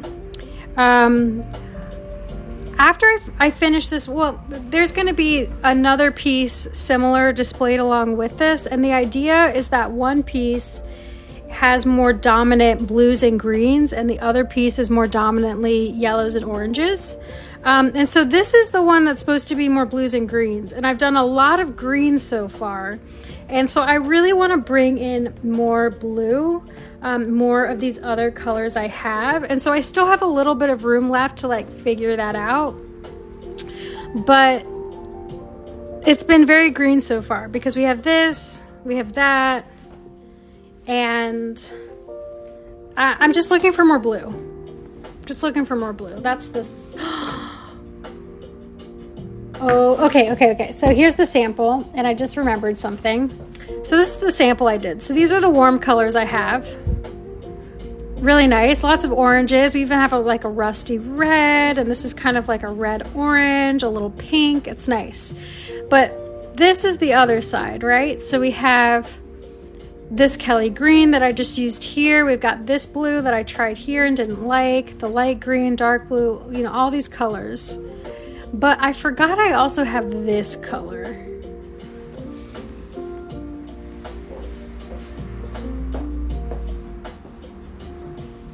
This, it's like a really light sea foam. Actually, I don't know if that's gonna work. Okay, we got it. So this is the inspiration, but so you can see in this, this is what I showed the client, it has a lot more blue. Oh, also, where is this blue? Like this one. I love this. Where the heck did I put that?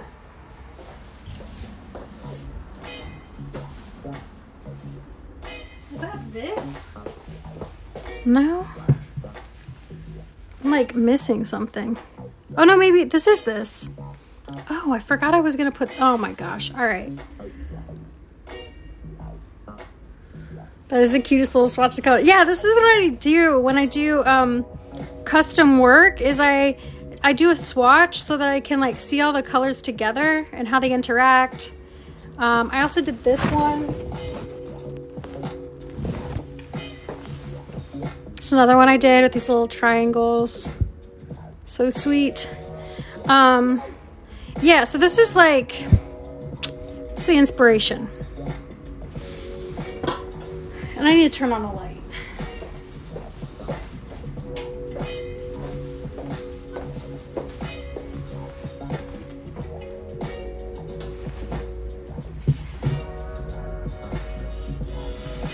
Yeah, got this now. How did I forget about it? I don't know.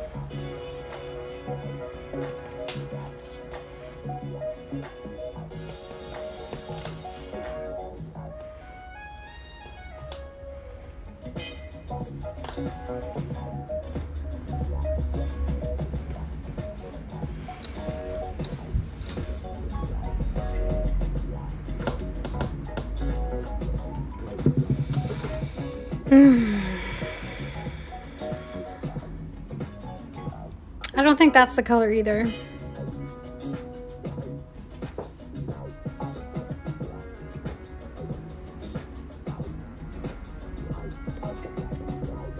Unless it is the color, and this isn't the right color, the green.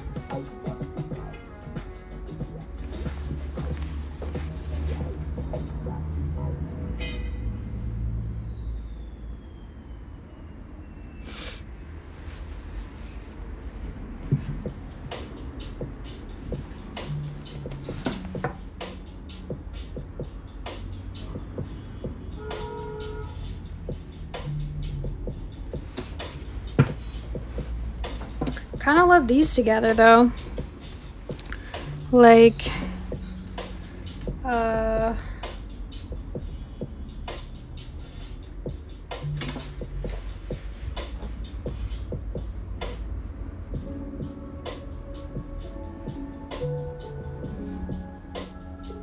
yeah, One Fake Ginger, Gabby Nelson, blues, more blues. That's what I said I wanted.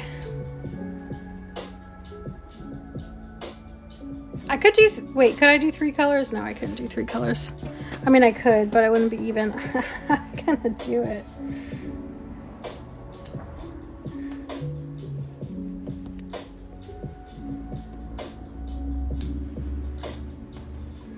This is the stuff when people ask me like how long something takes. I'm like, I don't know. Because this is art. I'm not making the same thing over and over again. I never make the same thing twice. Like, every piece is unique. This piece is inspired by a very specific client that I'm making these for. I mean, like, there's just so much that goes into it. And it's not the actual weaving that necessarily takes time, although that does take a lot of time, but it's this process of trying things and figuring it out as I go. I don't do sketches really. I mean, I've done sketches before, but it's not really my thing. I don't think the result for me is as good when I do a sketch and I know exactly what I'm going to do step by step. Like, there really is this like natural unfolding that happens as I go, and as I'm like responding to like the colors and the textures and the patterns and how the piece is looking. And if I have to like take out the whole thing and start over to like have the piece that's like it's the way it's meant to be, like that's what I have to do. And fortunately I don't have to take the whole thing out right now, but I gotta take out these green triangles. Like, I'm just not feeling it. It's feeling like way too green overall, which is fine, but that's not, you know, that's not right for this project.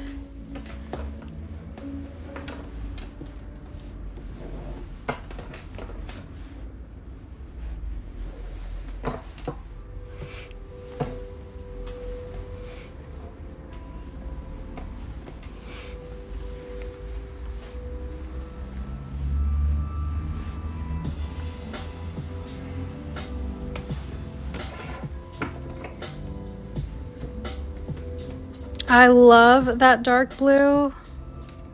I'm thinking about it, Gabby. I'm thinking about it. It is such a beautiful color. I think it's really beautiful with this teal. So, you know what? We're gonna see what it looks like.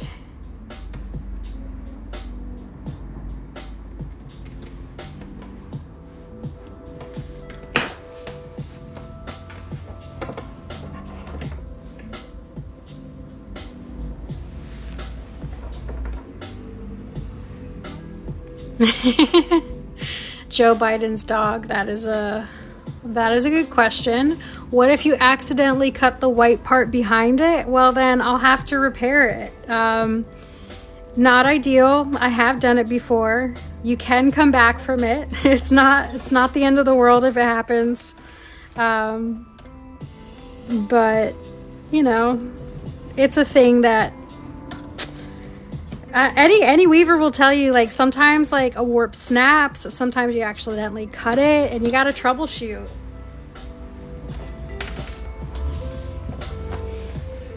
Hopefully if it doesn't happen here, but if it does, I'll show you how I fix it.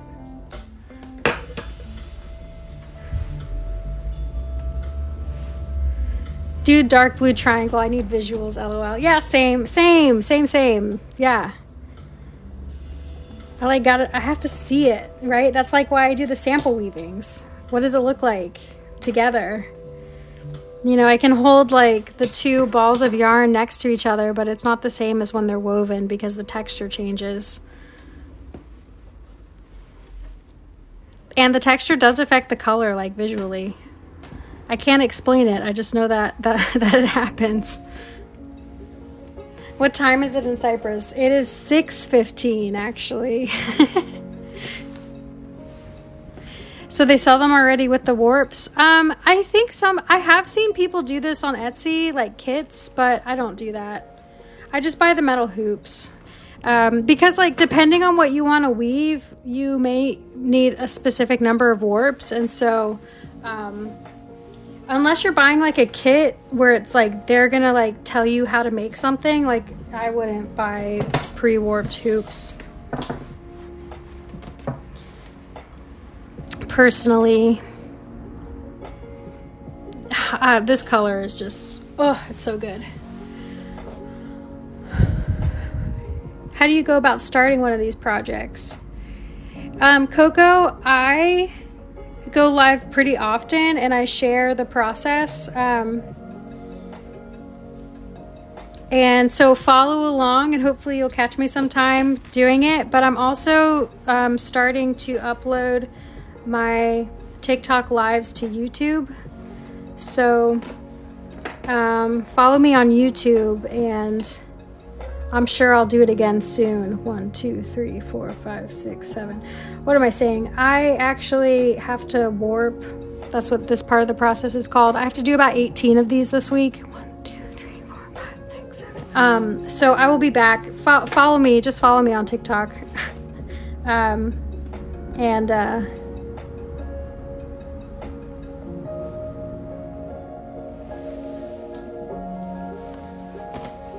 I'll show you how to do it.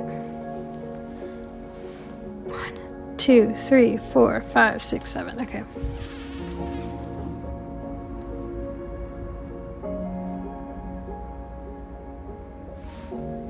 Oh, cool. Liquiz World. I'm so interested in how all this works.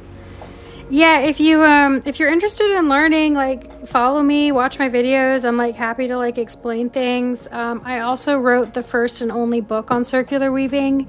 It's called Amazing Circular Weaving. It just came out last fall.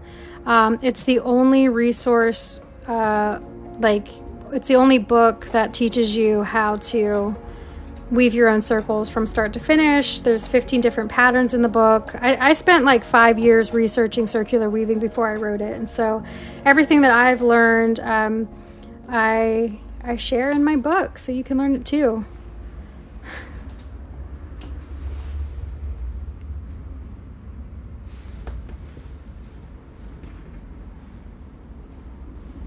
Oh, sounds like, I'm sorry your spouse isn't going to be around, but sounds like a good time to learn something new.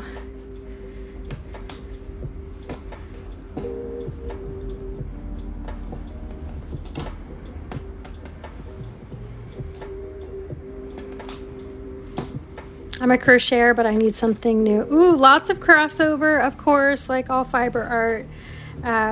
Highly recommend. I mean, I've said this before, but I'll say it again. Like, if you're trying to learn how to weave, you just are curious about it, circular weaving is a great place to start because you don't have to invest in a bunch of like new tools or equipment. Like, you need some sort of hoop, whether that's a metal craft hoop, an embroidery hoop, or something. You need some yarn, scissors, ruler, and a needle. Like, it's very it's a very affordable like entry point into weaving, because like, you know, if you get into it, you can like buy a lot of equipment and tools and all of that, but with circular weaving you really don't have to. And I find that, like, I've taught more than 1,000 students at this point, like, and I find that a lot of my students who are already doing like crafty things, they tend to already have all of the supplies and tools, and they don't have to like go buy a bunch of new stuff. Dark blue for sure. It looks good. Like, you can't even, like, the color isn't quite coming through. Oh, there you go. You can see the color better there. I think that's the move. And then I'll fill it in with something light. Like, maybe I'll fill it in with white, or maybe even this color, something like that. I'm really feeling this direction. Really glad I tried this green color, but it just wasn't it, and that's okay. Yeah, thanks everybody for the help. Just not the circle thing. So you can totally use an embroidery hoop. Do you have an embroidery hoop? Yeah, honestly, if you're just starting, embroidery hoops are the easiest place to start. They're super cheap. You can get them anywhere. Yeah, Caroline's saying she gets her hoops at thrift stores. Oh, thanks for cheering me on, Fausty Pants.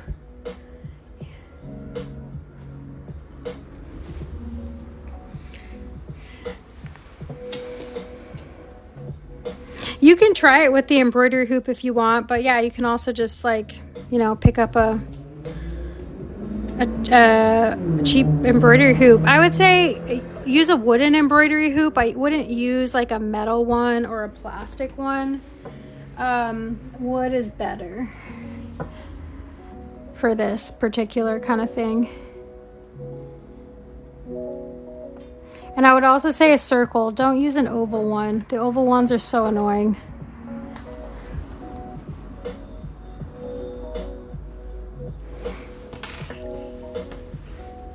So if I have the embroidery hoop, I don't need the warp thing still, do I?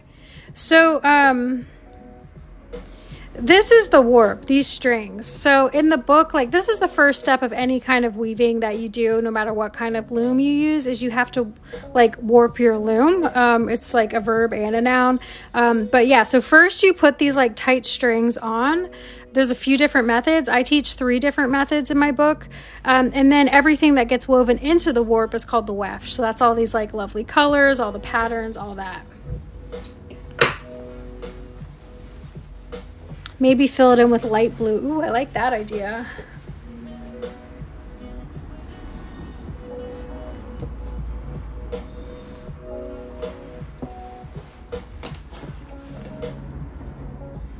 Yeah, I love these little triangles. That looks great. Looking great. Ugh.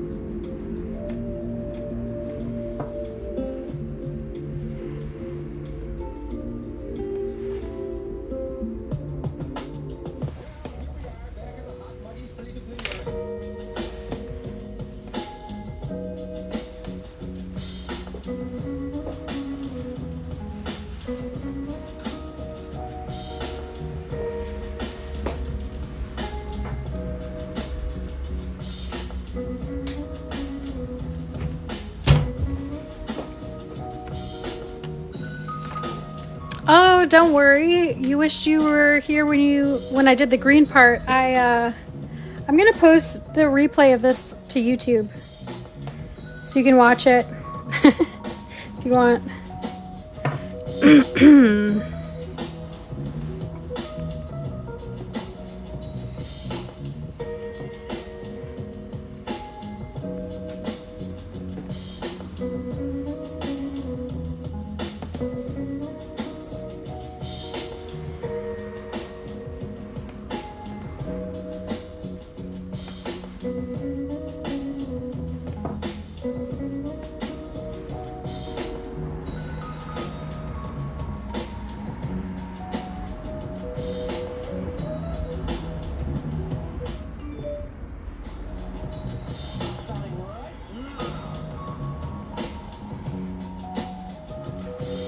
Y'all, I'm gonna take a quick break, but I'm not gonna pause the live because I feel like that's lame. But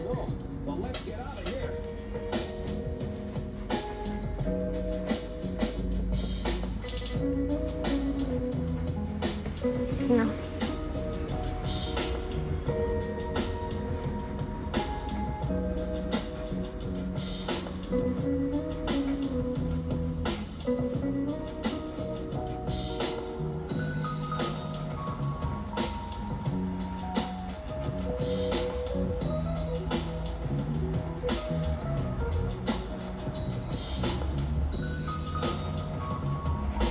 How about that? Is that cute?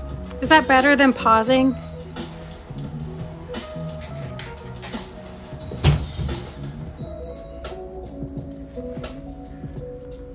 Oh, Caroline, thanks for helping out in the comments. All right, y'all. Yeah, I'm gonna take a quick break. I'll be back. I'm gonna leave this. Yeah, it's cute. Yeah. I just feel like pausing the live is like lame. I can leave the music playing. Yeah, I'll be back in like 3 minutes. Something like that.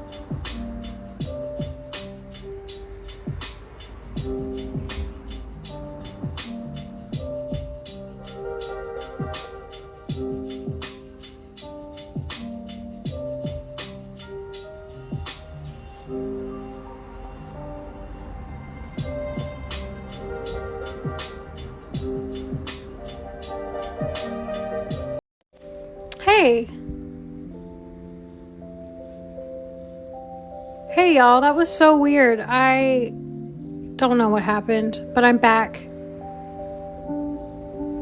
Hey, Joe Biden's dog. Yeah, I have no idea. I couldn't get back in, but you all are still here. I thought I was gonna have to restart the live. I don't know. Glad you all are still here. The interval. I guess it ended up pausing anyway. But yeah, okay, we're back. It's getting a bit dark in here, so let me turn on another light.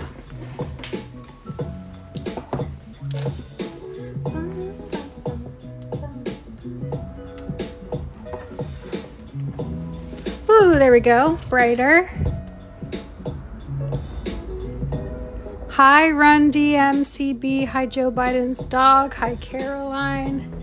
Thanks for liking the live. If you're enjoying this, please share this with a fiber friend. It would mean a lot to me and help me get the numbers back up so TikTok keeps recommending this to people.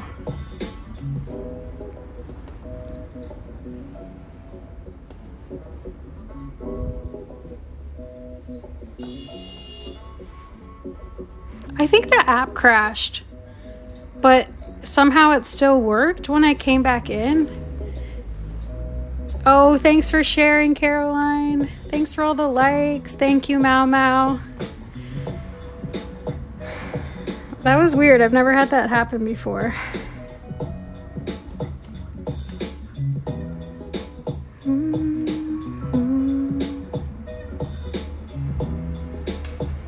Thanks for sharing the live, Joe Biden's dog.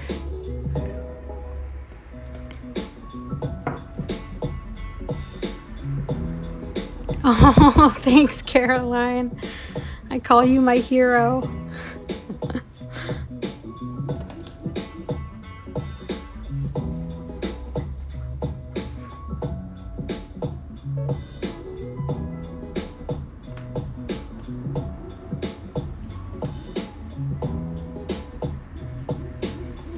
Boom. Cute. Looking good. Looking good. Love it. Okay. All right. So where were we? That really threw me off. So we decided we're going to do the dark blue, teal. We need more dark blue. Not this. I can go ahead and take this out.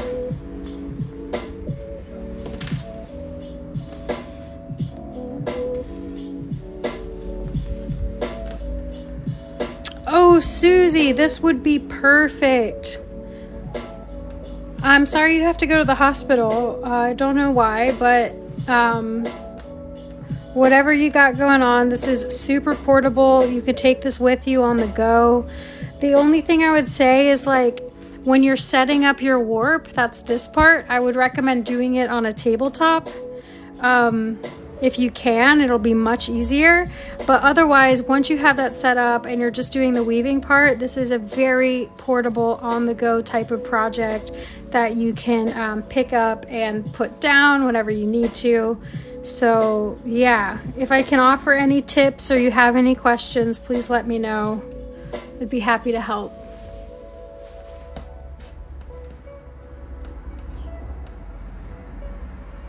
Oh, I'm sorry. I hope your daughter's doing better.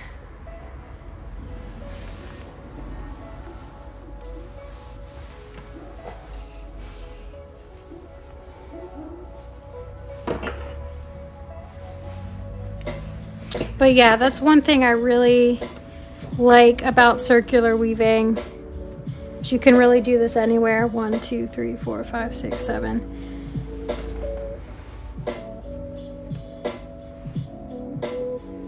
I've done circular weaving on a plane, at the beach, in the car, at book club. Seriously, I was like, I had like a gallery show coming up and I was like freaking out trying to get everything done, and I took it to book club once.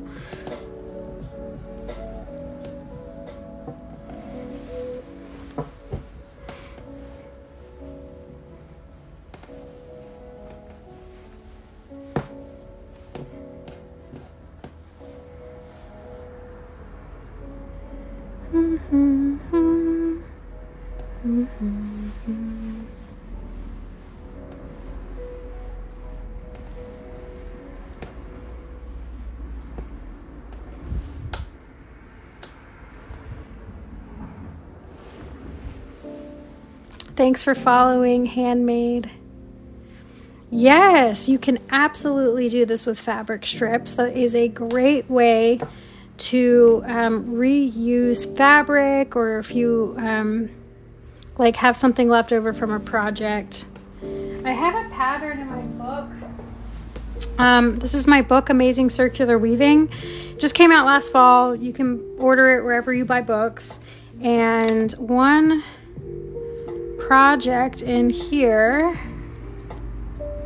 let me find it. Yeah, This is a rug. It's the Tabby Weave Rag Rug Project. We use fabric strips.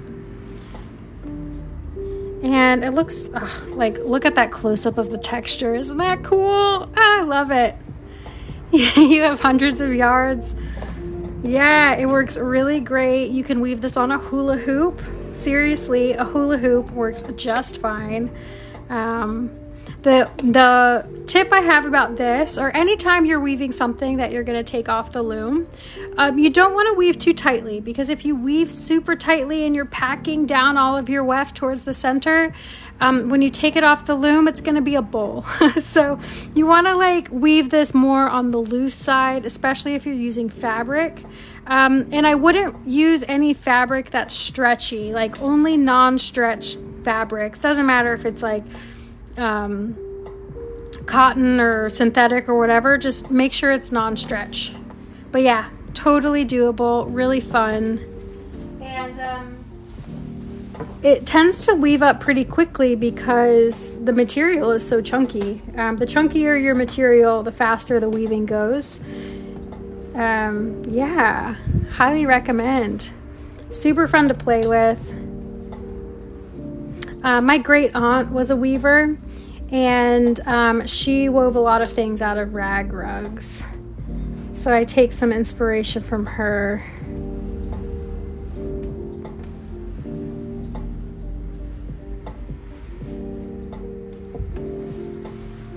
I only have 100% historical reproduction fabrics. What? That is very specific. Well, that sounds cool. Hey, Susie, when you try it, send me pictures. Let me know how it goes. Would love to see it. Also, let me know if you have questions. I'm happy to help.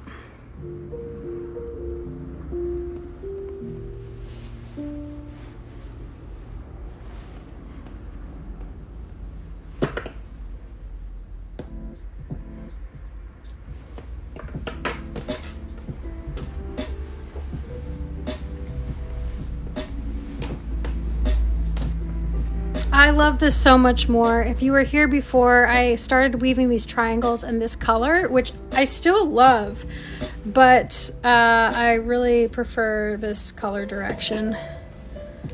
Very pleased, really like jewel tone colors. Here, I gotta get my light closer.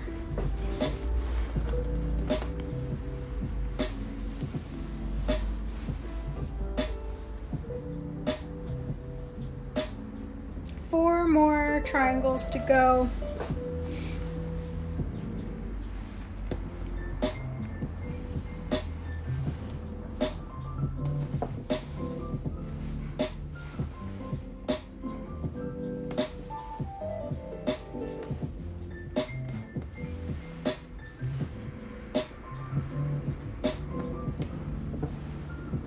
Yeah, Caroline, doesn't that sound like cool fabric? Historical reproductions. Dun, dun, dun, dun, dun, dun.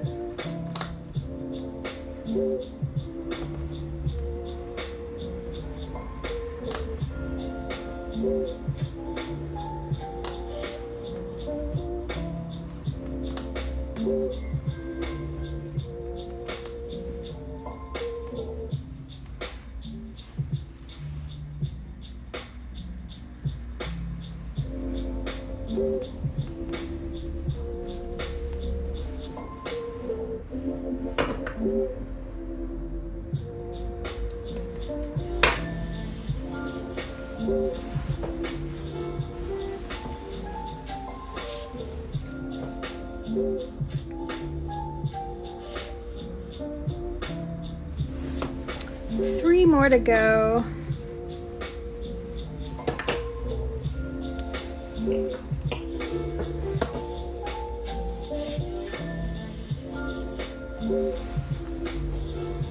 One, two, three, four, five, six, seven.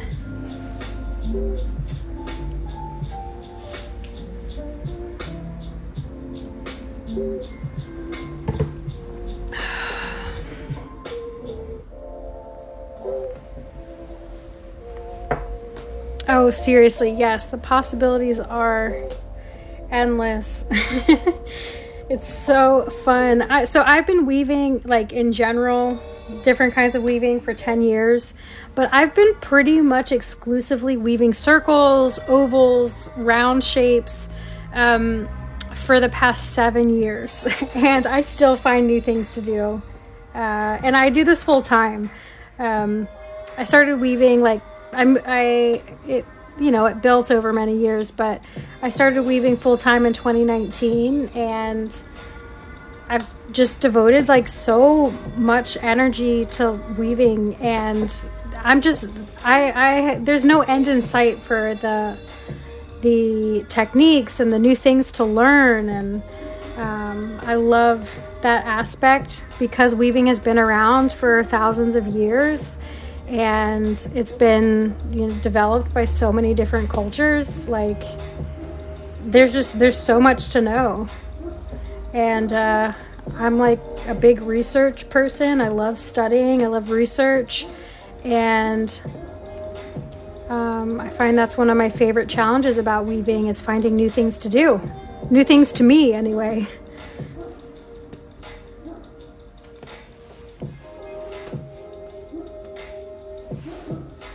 I just checked my library and your book is available. Oh, that's awesome. I love a library. I can't tell you how happy it makes me to know that my book is in libraries, like for anybody to check out and learn. Like that is so cool. I was absolutely a PBS kid, if you can't tell. Love it when people can do their hobbies full-time as income. Yeah. Oh, I'll be honest. It has been hard. This is like not, I don't know. Yeah, it's been really hard to get to this point where I can do this full-time. And even like since I've gone full-time, I've had some like really difficult moments as a professional artist. But I'm very thankful to like still be doing this. Definitely don't take it for granted.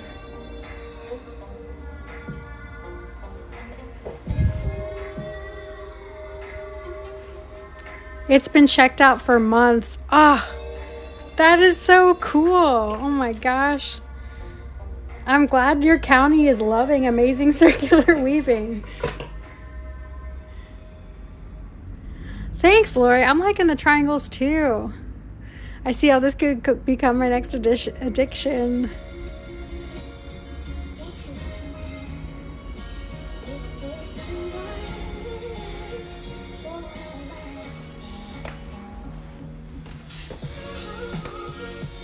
Next color, I have 2 triangles left.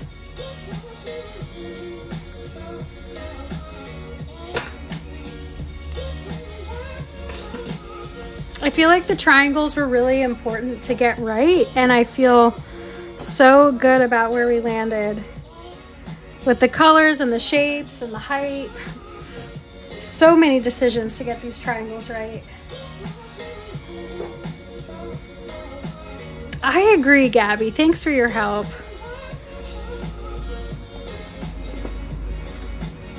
Thank you, Liquiz World. I'm sure I'm not saying that right, but thank you. 1, 2, 3, 4, 5, 6, 7.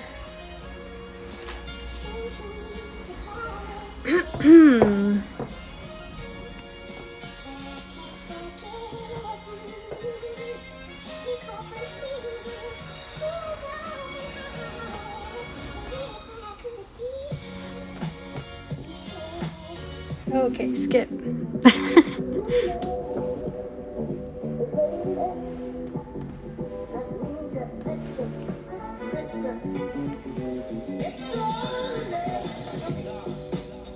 Oh, thanks for sharing the live, Stella. That I really appreciate it.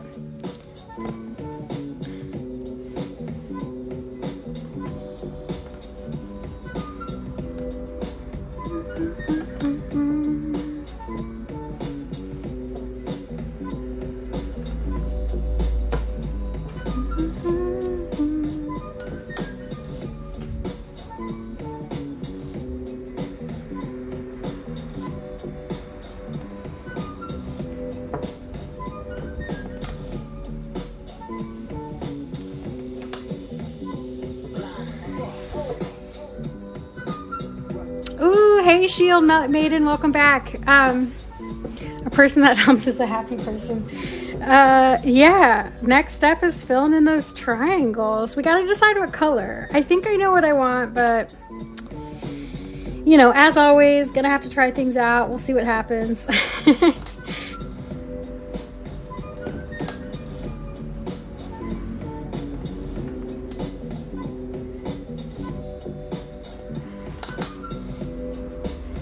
Okay, Leary, you can do this. Oh, Susie, thank you for ordering. Please let me know how it goes. If you need help, if you have questions, if you enjoy it, please leave me a review, all that. That is so exciting. Love to hear when y'all order my book. I still pinch myself, to be honest. Like, it's been out since November. And yeah, I don't know. It's just like a really cool thing that I never imagined I would do. And I'm really happy to get to share what I know in that way.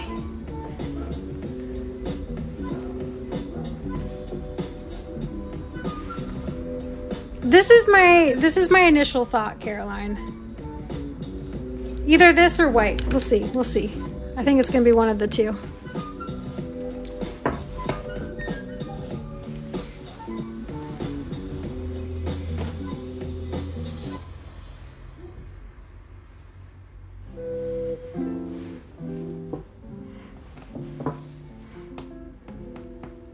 Seven. Last time I'm counting 7. What keeps it from unraveling? So, good question, Gracie. Thanks for asking. So right now all these ends are hanging out on the back, but when I'm done, I'm going to tuck the ends back into the weaving and then it won't unravel. But also these pieces are going to be framed when they're finished, and so they won't unravel because they'll be behind glass. I want to buy your book now, even though I didn't even know this was a thing till I joined this. Oh, Gabby. Yeah, it's a thing.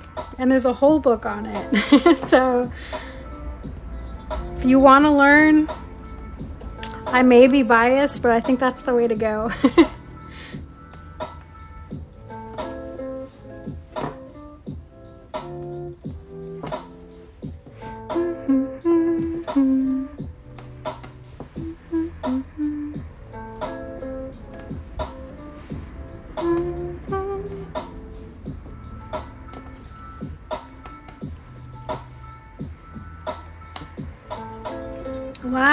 Last little bit.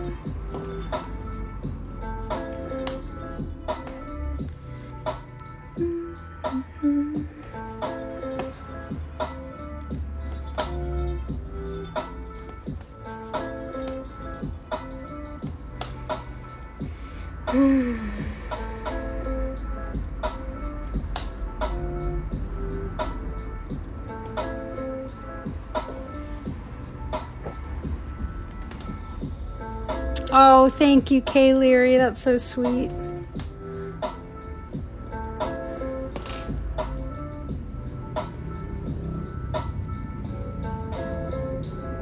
That is such a compliment. I'm glad you find it comforting.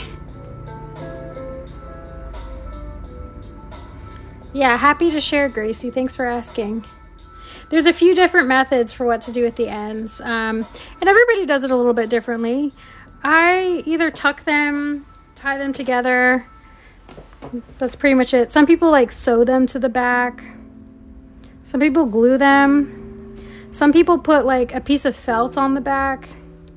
Really lots of options, to be honest.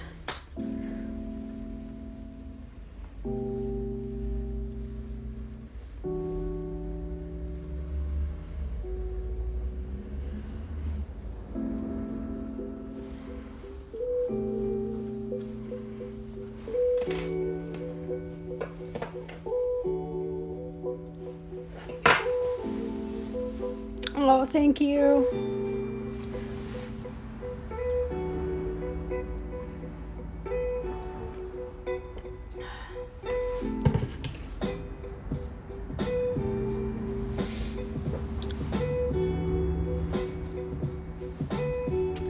I need to plug my phone in.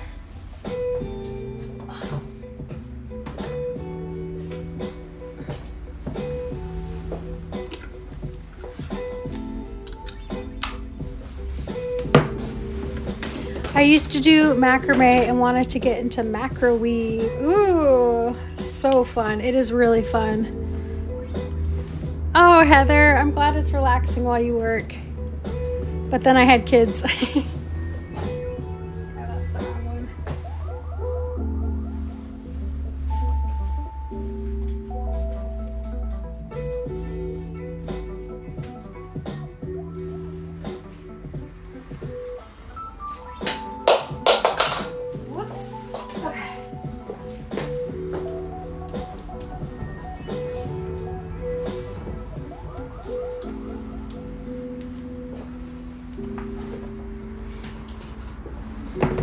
I have too many devices and not enough chargers. Anybody else in that boat? I'm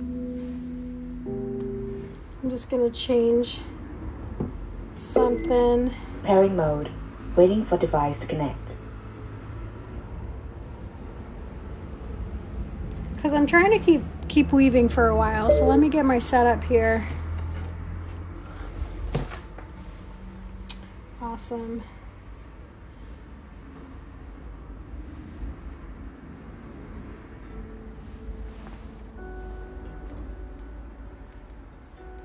There we go. Oh no. Wait.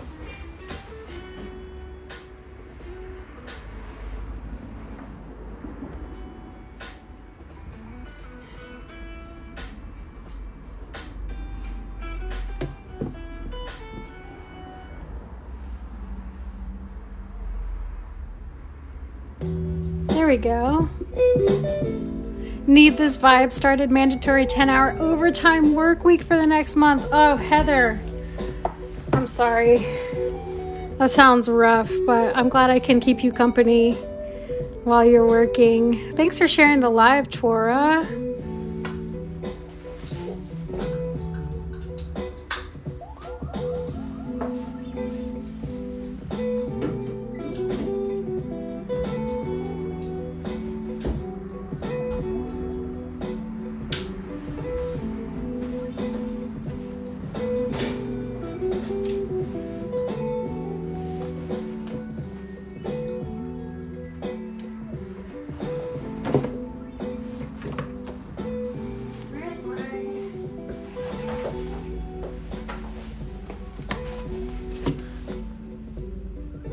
I found a wood frame loom in my attic years ago, about 4 by 5 feet. Would that work for one? Dang. Yes, but I would recommend doing a small one first if you haven't done one before. Just because that's a lot to commit to. Sitting here like I have nothing to do today. Oh. Well, I'm glad you're here, Caroline. I appreciate your encouragement and support.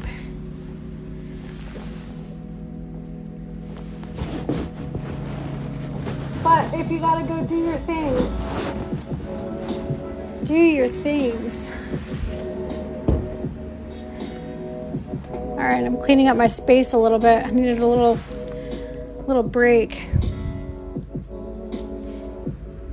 Yeah, ask away if you have questions. No way, I'm not leaving. Can I use crochet thread for the warps? Probably.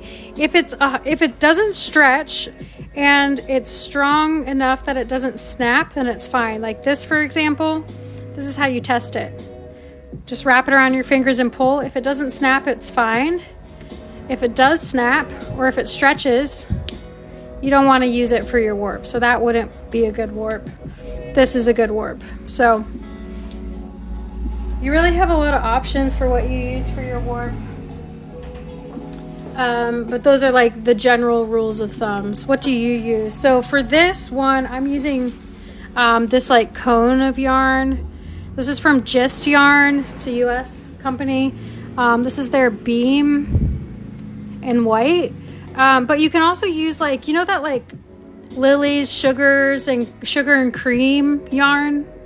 That is like a great warp too. That's like a bit a chunkier weight than this is, but that is a really good option. I've used that many times for warps, especially on bigger pieces.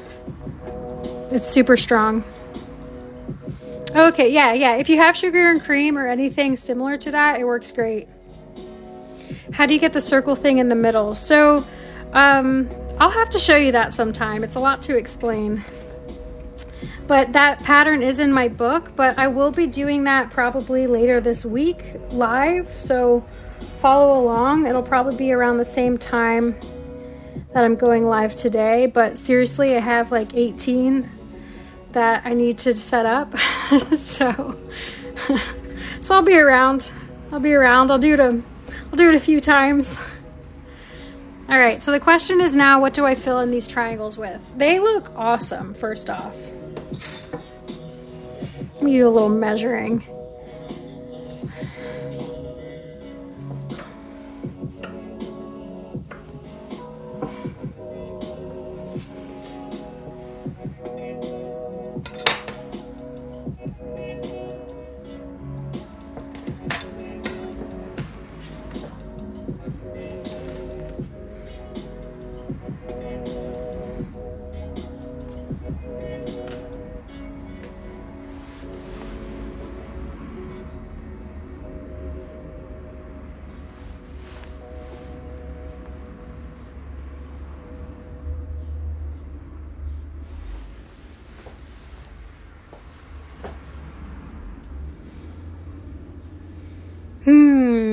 I want to do white, but the question is, do I have enough white? What did I do before? Let's look at some inspo pictures. I use sugar and cream for cord petticoats.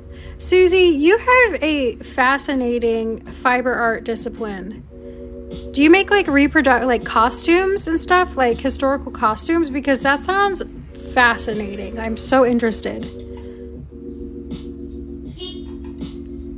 Hi, Irresistibly Quixotic. Good to see you. It doesn't have to be a solid color for the warp. It's really up to you.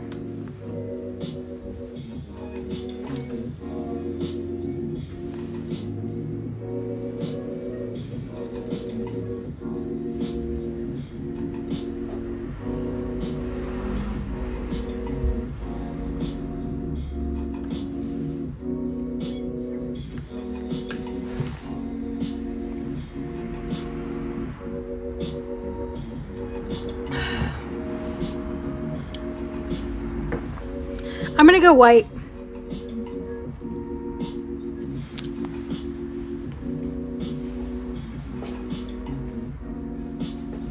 I have this white.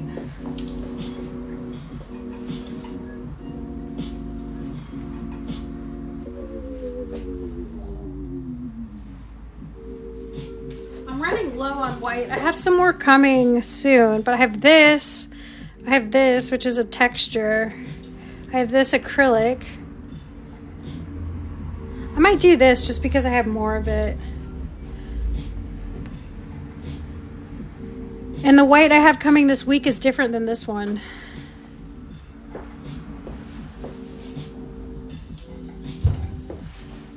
Yeah, I think I should go with this just because and also, like, these are both technically super bulky weight, but this is a wool and this is acrylic. And I find that the acrylic, like if you twist it, it packs down so much more tightly. So I think that'll work better with this rather than this one, which is much thicker. Let me see if I can show you.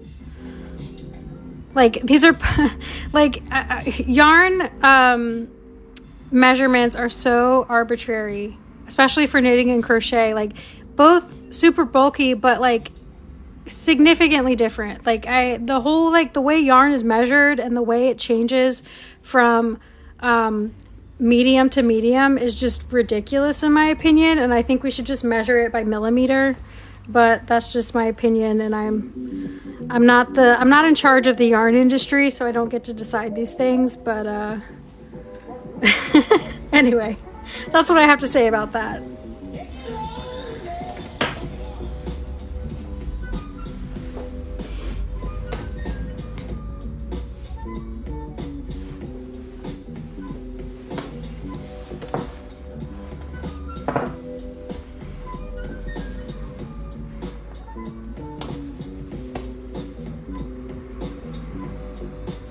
Please share with us your feelings on it. I clearly have some like unresolved feelings. I get my yarn a bunch of different places though. I'm actually going to write a blog post about it. I just haven't gotten around to it, but I get asked that all the time, and it's such a good question because yarn can be so confusing. But in general, most of my yarn is from a company in Peru called Quinoa. That's where I got this yarn from. Any of this like 100% wool I got from Quinoa, Kinua. All of their wool comes from sheep that live in the same village as like the yarn company, and it's all naturally dyed. They process it in-house. It's really high quality, really lovely, pretty expensive as far as yarn goes, full disclosure, but it's really lovely. And when I first moved to Cyprus almost 2 years ago now, I placed a big order with them that I've been working through since then, and so that's why I have a lot of their yarn. But then I also have yarn from just like local yarn stores in my neighborhood. They don't have very big varieties. We don't have like Joann's or anything here, or even any chain like that in my country. So when I buy yarn here, I'm buying it from small businesses, which is awesome, but typically they're catering more towards like knitting and crochet. And I am able to like find things there, but when I can't, I order things online. So the yarn I have coming this week is coming from Funum. Funum Studio, Funem. I think they're in Belgium. I've ordered from them before. I really like their products. I got my yarn Swift from them. But yeah, Caroline, I would love to try your yarn, and I will absolutely shout you out on all my platforms. Are you going to fill the hole in between the triangles at the bottom? You mean like down here? No, I'm not. Good question. But yeah, so those are some places I get my yarn. But when I lived in the US, I used to order a lot of yarn from Naroma Studio. I love Naroma Studio yarn. Cindy is the owner. She also hosts the Fiber Artist podcast, which is a love, big fan. I was recently on it, if you want to check it out. I have a whole like playlist in my bio of podcasts I've been on. If you want to learn more about my work. But yeah, I really like Cindy from the Fiber Artist podcast, her company Naroma Studio. Thanks, Gabby.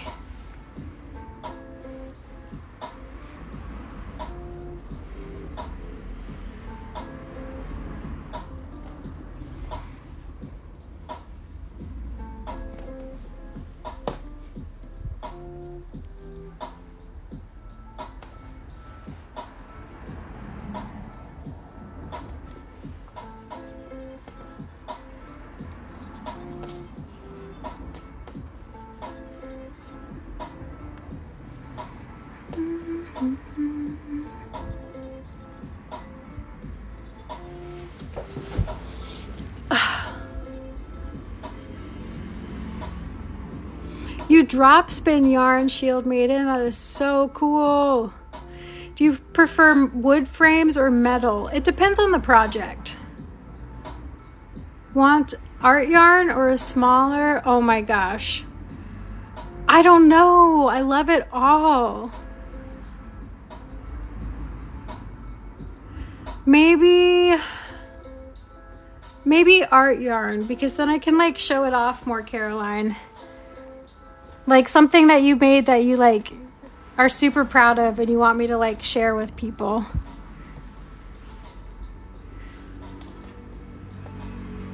It's easy, I promise. If you find bright fiber on here, she posts anywhere.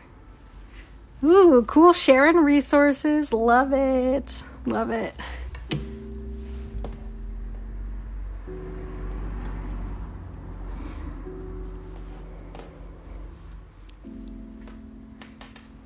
If you're not in the UK, message her and she will work out costs. So there are gonna be gaps, and that's because of the space between the yarn. So I just go with it.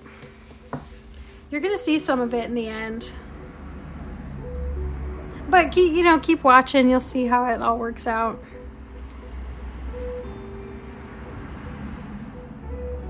Another thing I have to consider is what color I'm going to wrap the hoop in.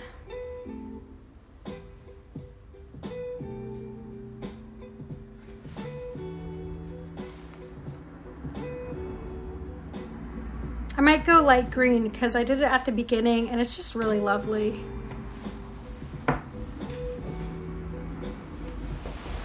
Ooh, orange, yellow.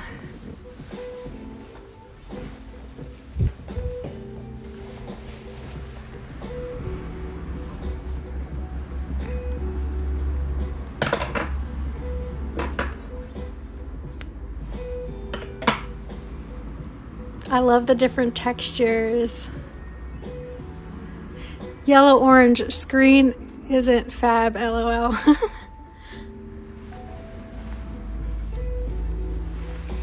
We'll see, we'll see. You know, if those triangles told us anything, I'm probably gonna have to try a couple colors.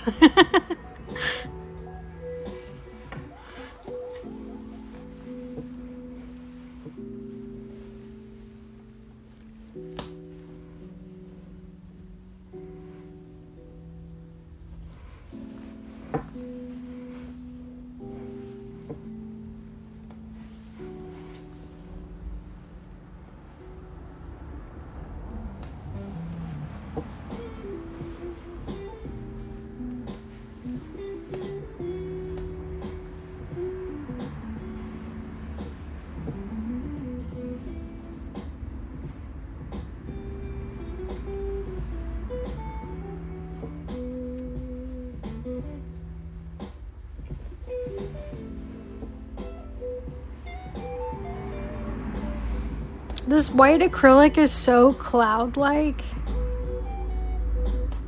I'm obsessed. Ah, that's so nice.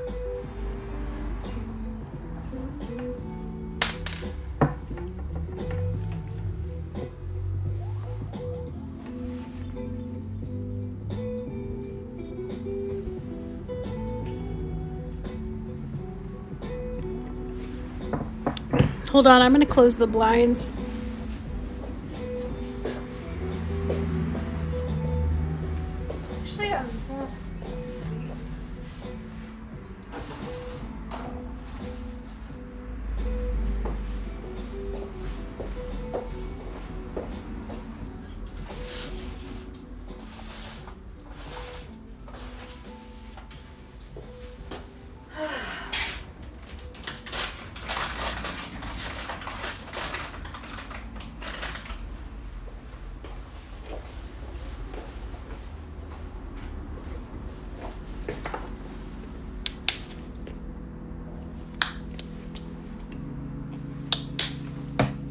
After weaving for a few hours, my hands get so dry. I need some lotion.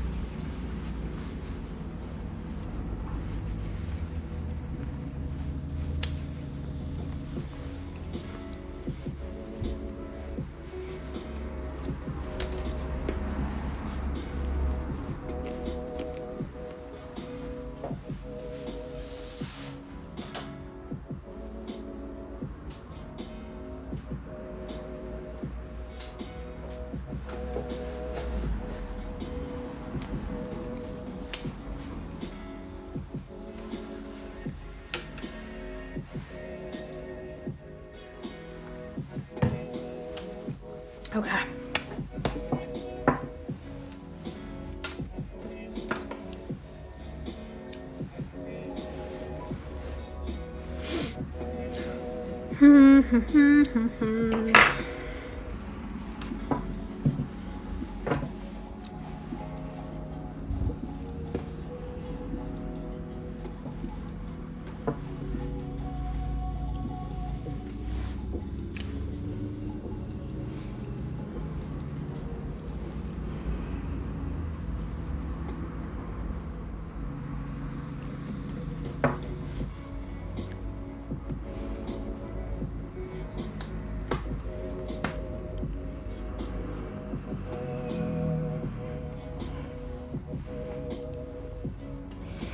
Okay, this piece really needed some white, and I think this was a great place to incorporate it. So really happy with how that turned out.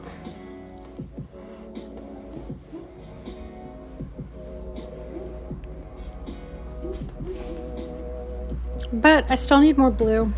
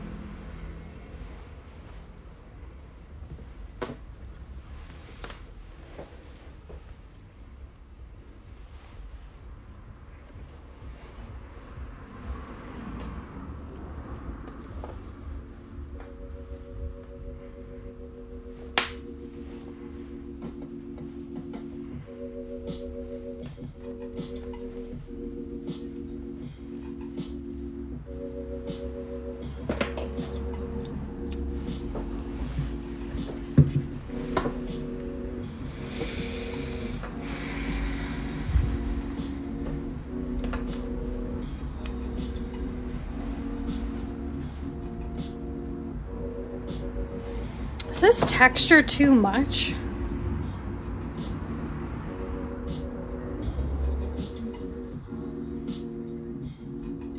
I think it's okay. Like this texture.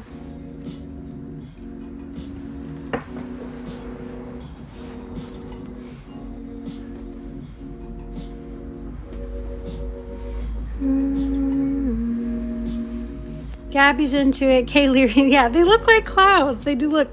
All right, I'll keep going.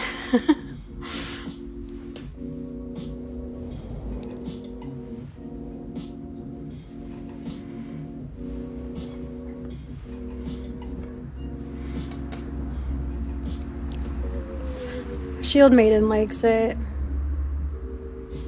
Do patterns just come to you as you work? Sometimes. I mean, everything I'm using in this piece I've done before many times. But I do, I do find new patterns and I figure out how to work them into a circle, and it's always inspired by something.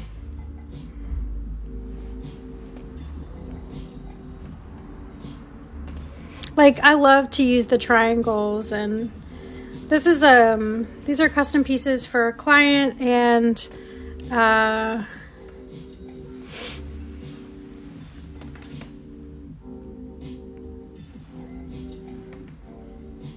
so she shared reference photos with me, so I like had a jumping off point for what patterns I'm using. So I'm not like totally making it up as I go.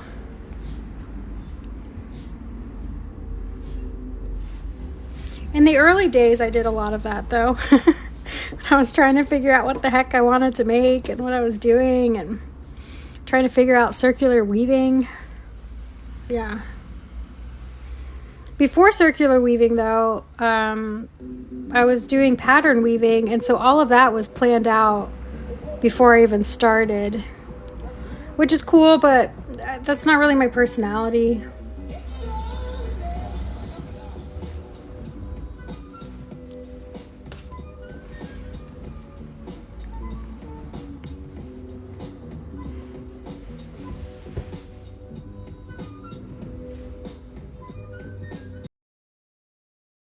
Just checking my battery.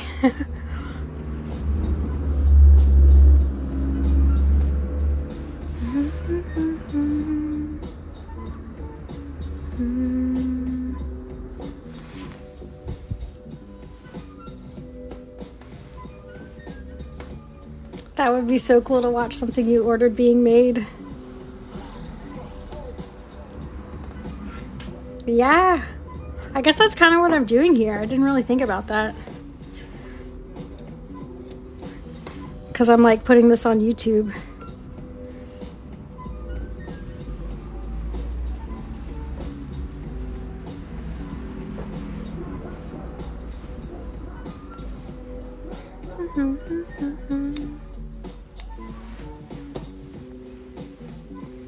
Last little section of white.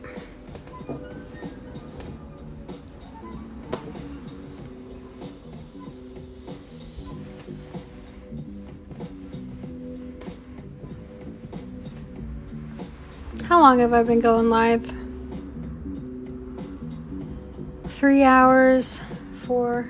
Okay, so it's been like 4 hours and 15 minutes since here when I wrapped this. So this much, 4 hours, 15 minutes. It's a lot of content to watch.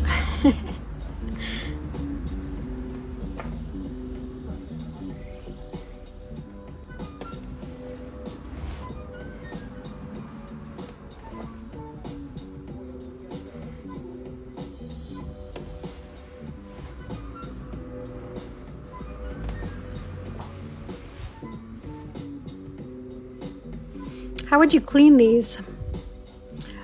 So you can clean these with like, this is maybe not like,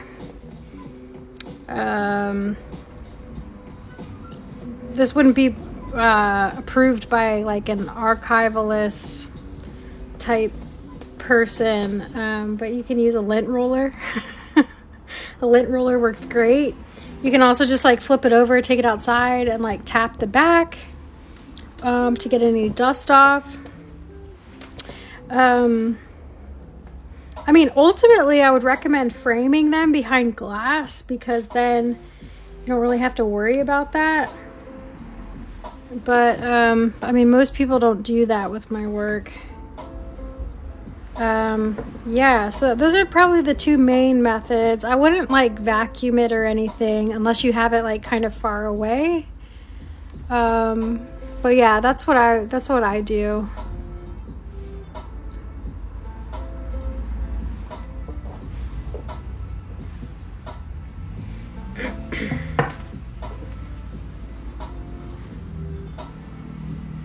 Okay, so now I'm going to weave all the way around a couple times. Maybe twice, we'll see.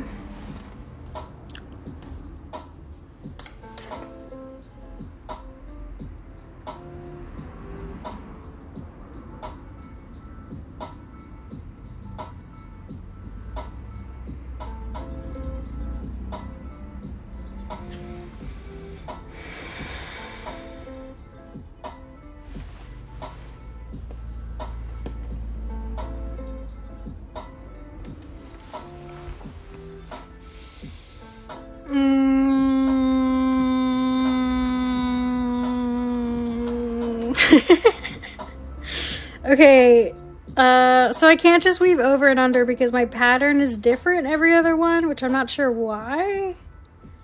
I feel like it should be the same. So what I'm gonna do,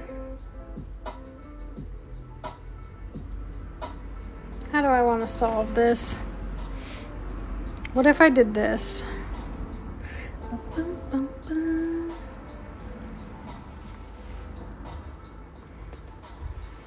Oh, thanks for the rose, lady in PNW.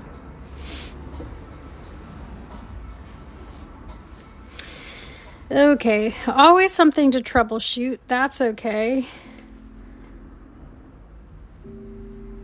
Yep, gonna do it here too. Why is that? I don't know. I'm not gonna think too much about it.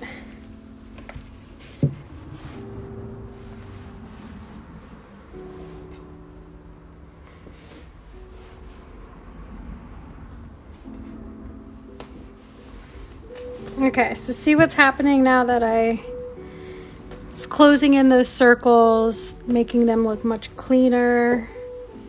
Really glad I got all this white in at this point. It really needed that. And next I think I'm going to do some sumac, but I also need to go ahead and decide about what color I'm going to wrap the outer hoop in, because I don't want to wait till I'm done weaving, because then it's hard to like work around. I'm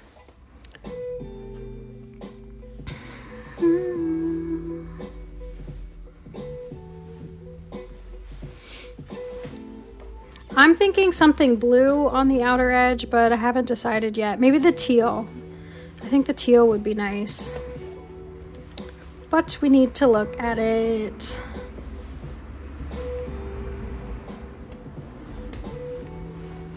I'm gonna go a second time.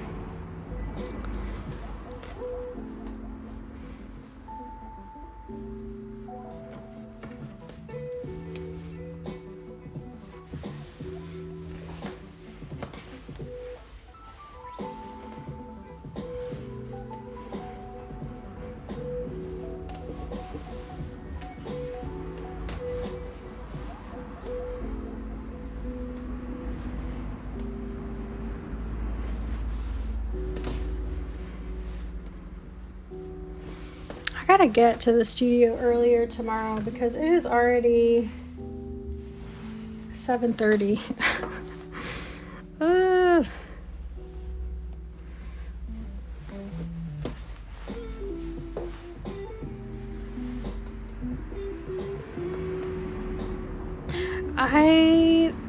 That's a good point, Gabby. I mean, honestly, the best thing to do at this point, maybe just to go ahead and go ahead and work on the other piece so that I can see them next to each other. And you know, I also don't typically like to do a piece start to finish. Like if I sleep on it tonight and then come back and finish it tomorrow, I'll likely make better choices. So I'm gonna pause this piece here and start the next one. I think that's what I'm gonna do, but I'm very happy with this progress today. I think it looks really good. I love the triangles. I love this part. I love the green. This like really softens it up. I think the move is to do some of like, maybe add some of this in there. Also maybe, yeah, add that. Maybe something like that. And then I still have this color too that I haven't used yet. And I may also go back and add some of this in somewhere. I don't know where. But so I still have a few colors to add into this in this last section. So we'll see. I think the move is to like pause on this piece, sleep on it, come back and look at it with fresh eyes in the daylight tomorrow. And I'm going to move on to the other piece. But that's nice. Very pleased. Thanks to everyone who helped me make color choices and shape choices and all of that. I really appreciate getting to bounce things off of you all. Okay. Next. Oh, also, where's my little sticky note? I have like so many pieces to work on right now. I'm like labeling all of them so I know what's what, and I don't know where my little paper is.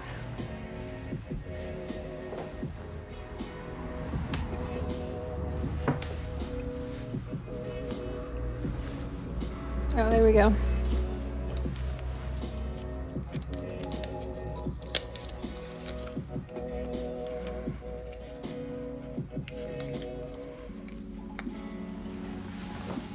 Okay, let's put that there and start the next one.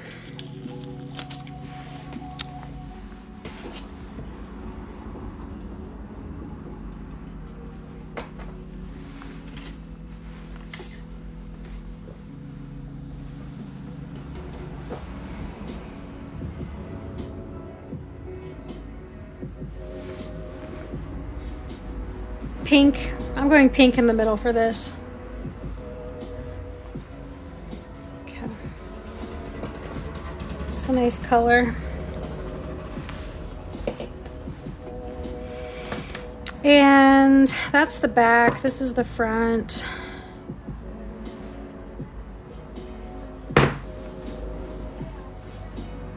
So I'm going to start by wrapping the center in yarn. Bring some color in right from the beginning. And this one's gonna be a totally different pattern. This one is gonna be my Hills pattern, which if you watched my lives before, you may have seen me do that. Okay. Does anybody know what I'm talking about? Or are you new here? Let me know if you're new here or if you have joined me for We With Me Live before.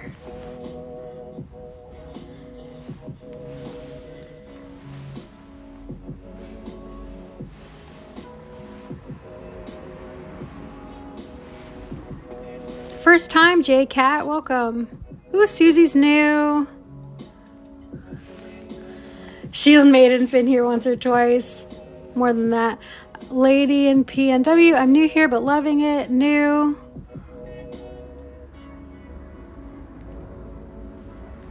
Maury, what would you do if when you okay, so he said yes, would go?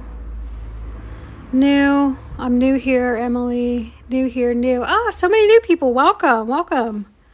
Okay, so y'all don't have any idea what I'm talking about when I say the Hills pattern. Cool. All right. Sweet. What are you making? I'm making a circular woven wall hanging. New. Excited to see the process. This is definitely a case of love at first sight.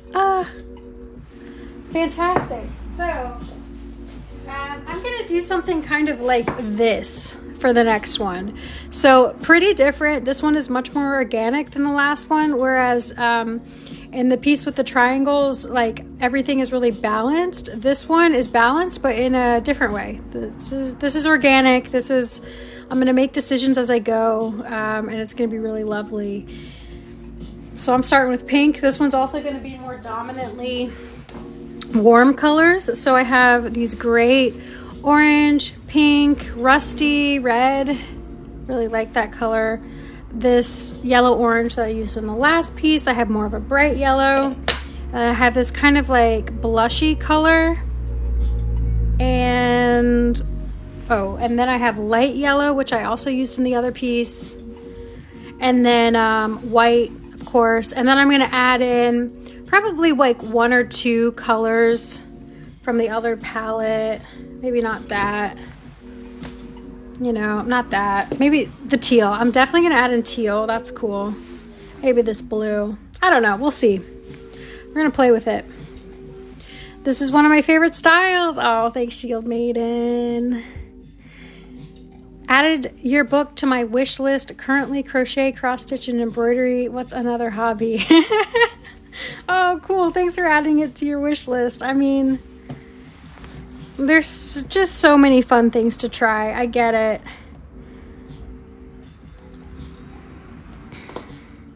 Okay. Ooh, tatting. Yeah, tatting's cool. Lace making. Oh, thank you for the, what is that? Ms. Kitty Corner. I love it. Thank you. Thanks for the gift.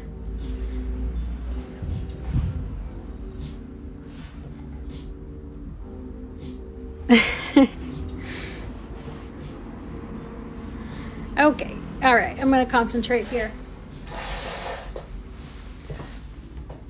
I didn't finish. Oh, hey, stay in your lane. I didn't finish that one. I'm watching you on YouTube too. You can weave on canvas. Kind of. My hubs doesn't even ask what I got at the craft store anymore. No, I didn't finish the piece. I got this far and I'm going to pause and start the other one that it's going to go with. And then come back to this one tomorrow. It's good to have a lot of hobbies.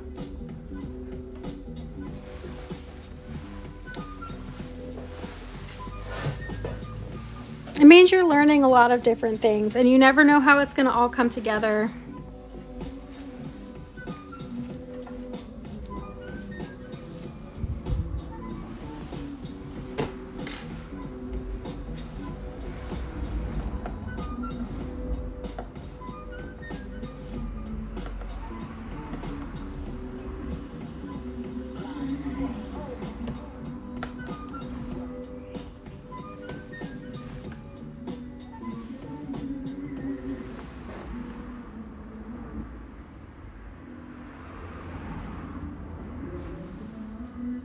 Can y'all hear that?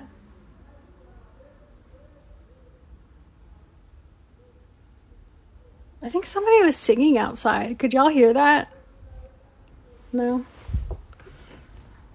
Just me. Okay, I'll play the music again.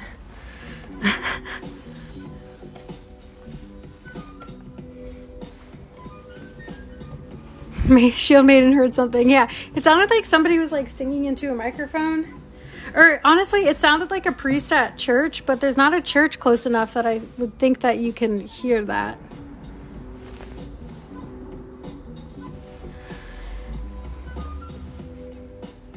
You can see like, I don't know, there's like 3 churches like within a mile of my house, and we get woken up by chanting every Sunday morning.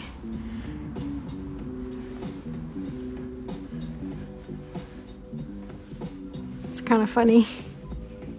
You heard something too. If it starts again, we'll go investigate.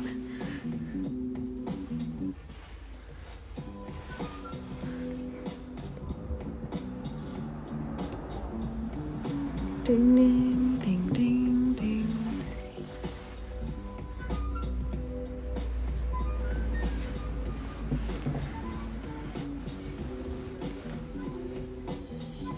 All right, I gotta give myself a cutoff time. It's Monday. I'll tell you what, sometimes I like get way into things on Monday and then I'm like so tired for the rest of the week. And it's just not the most efficient thing. So I gotta give myself a cutoff time to go home. Because it's almost 8. I'm gonna go for 20 more minutes and then pause. Because I gotta make dinner and get some sleep.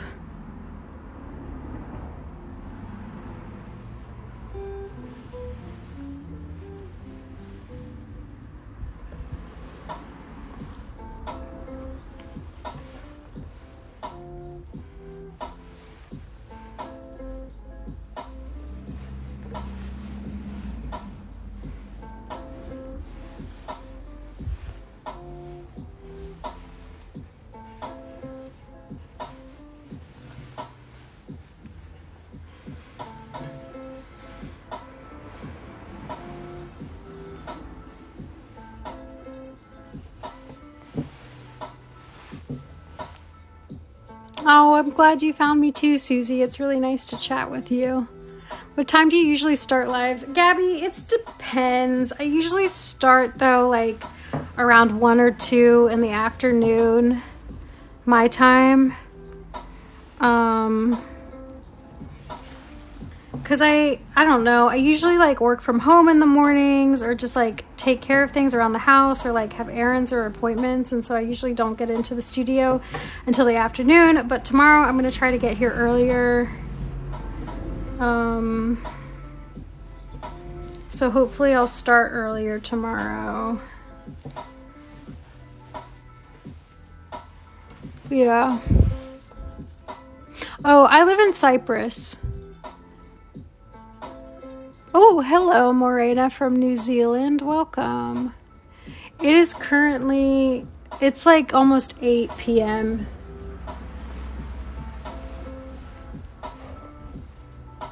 But yeah, I live in Cyprus. It's a island in the Mediterranean.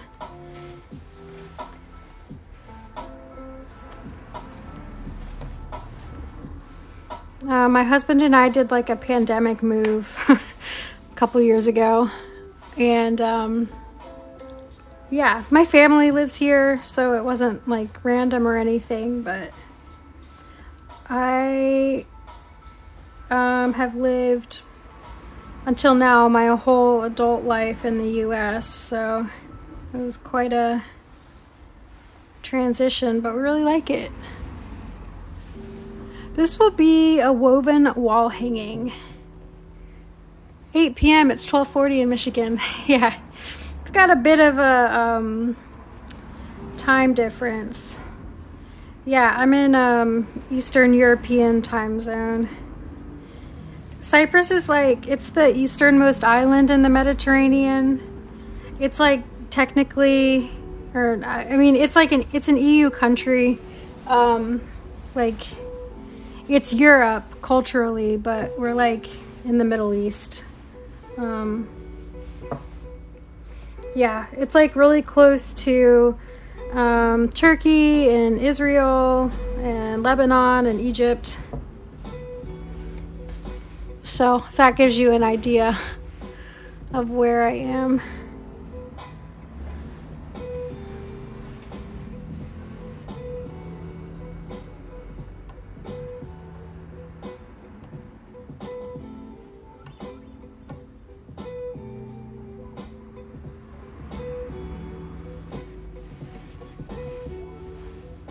Ooh, Richie, 4:45 a.m. in New Zealand. Good morning to you.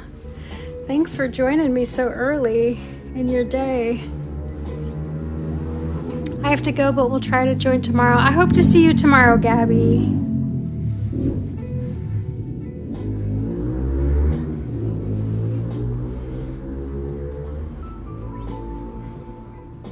Okay.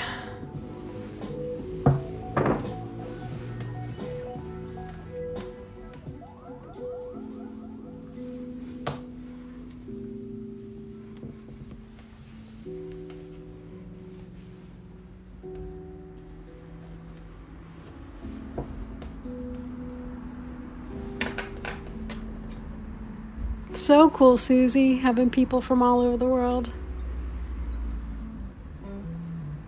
Thanks for sharing the live, Brasilina Barbosa.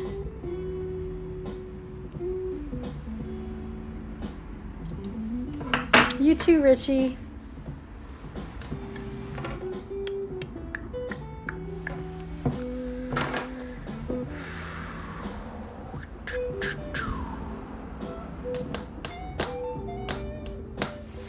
Orange.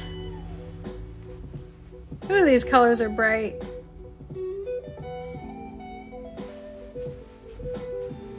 Let's go yellow. No, let's go orange. Let's go for it.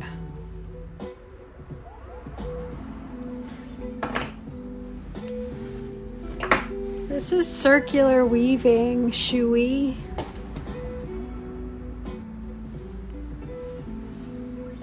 Now let's double this up.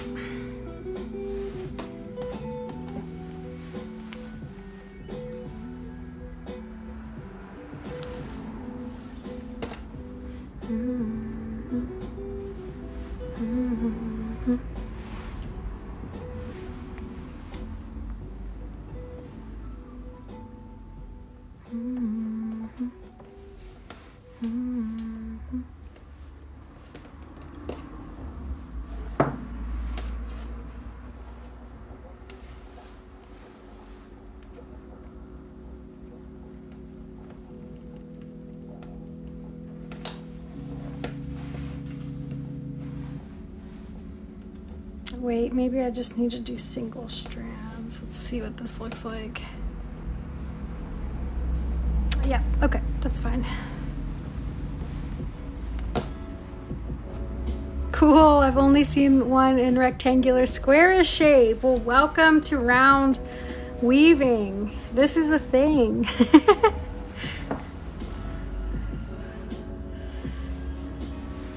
It's such a thing that I wrote a whole book on how to weave in circles. Believe it or not.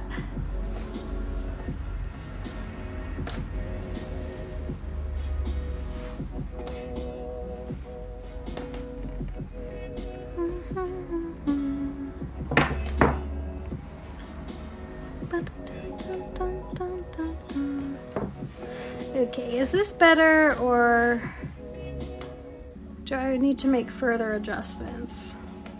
Because I can certainly do that. Yes, yes, we're gonna adjust.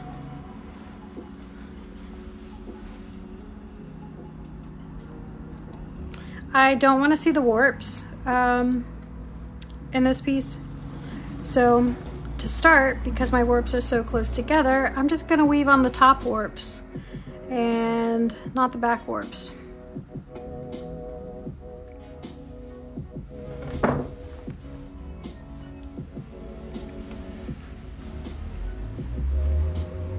No, missed the start again. No, I didn't do this part. I had this part already ready. You didn't miss anything. Hi, Let's Movie 8.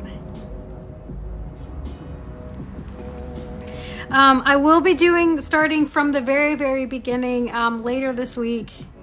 But I had these hoops warped and ready to go.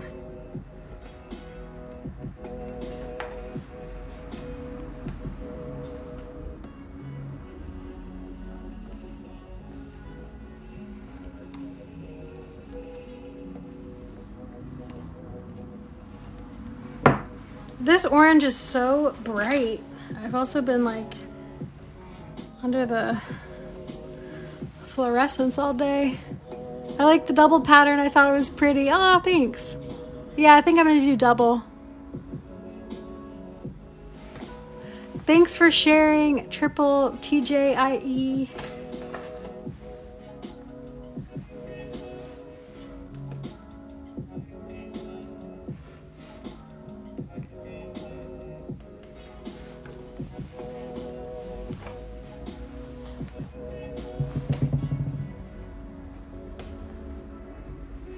Yeah, chunkier.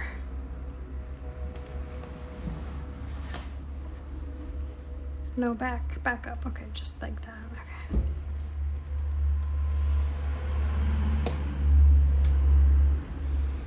I like these colors together. It's like a sunset. Thank you. Gorgeous. Thank you. I think I'm a bit shocked. Oh my God.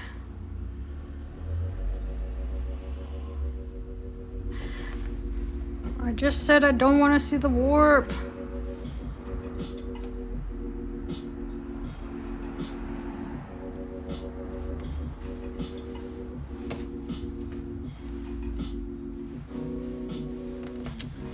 All right, let's try again. It's okay.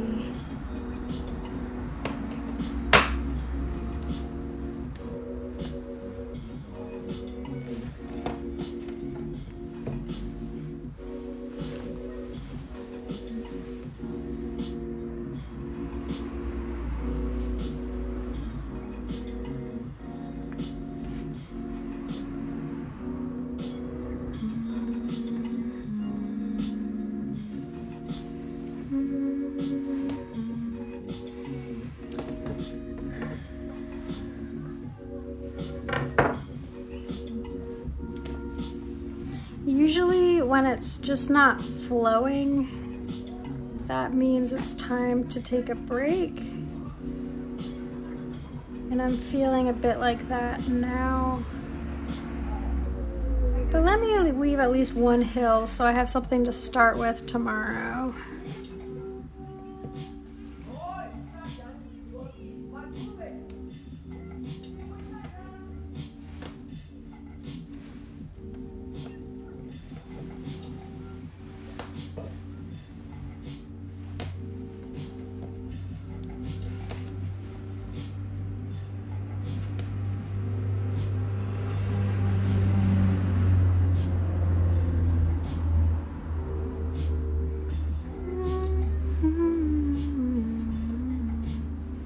So these hills are kind of like the triangles.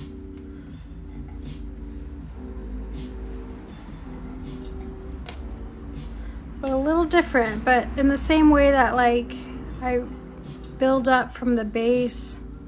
It's kind of the same idea. If you watch me weave the triangles. Somebody asked for this a while ago and I haven't done it yet, but somebody asked for a workshop on how to weave this pattern. Would anybody else be interested in a workshop on this? Because there are some tricks to it. It's like a decrease, yeah. But like a random decrease, but not random. But seemingly random.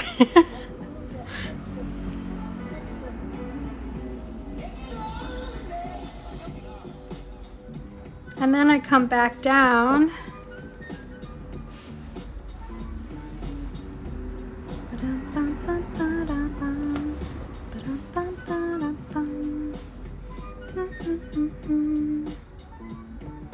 And then I'm gonna come back up.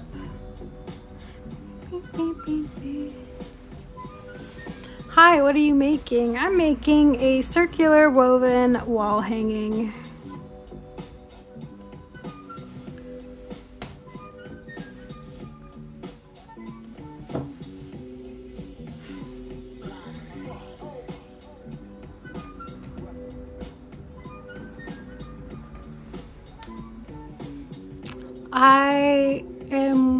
This is going on YouTube.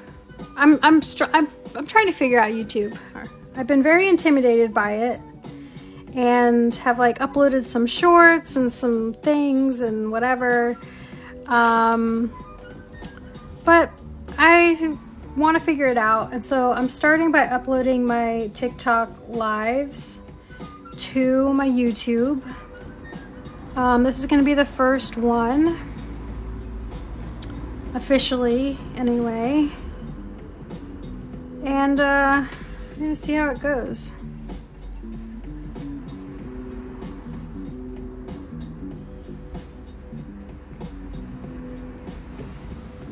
Okay, first little hill.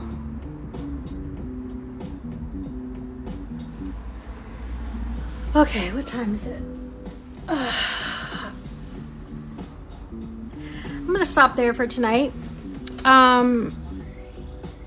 Even though I've only just begun this piece, but this one is a sister piece to what I was working on earlier today. Just enough yarn you measured perfectly. Isn't it nice when that happens? This one's an acrylic yarn. Whatever this is, I don't know what it is. But yeah, this is going to be the sister piece to this one. Two different patterns. Similar color palettes, except this one's more cool colors, this one's more warm colors, with some combo of both. Yeah, so before I finish this one, my move is to work on this for a while, see how it turns out, then come back and finish this one, maybe go back and forth. Good question about how I do the center. How many straps going around the loop? Lots of questions about that. Okay, so I am going to do this probably later this week on TikTok Live because I have about 18 hoops that I need to set up. The technical term is warping the hoop. So I'm going to do that live, and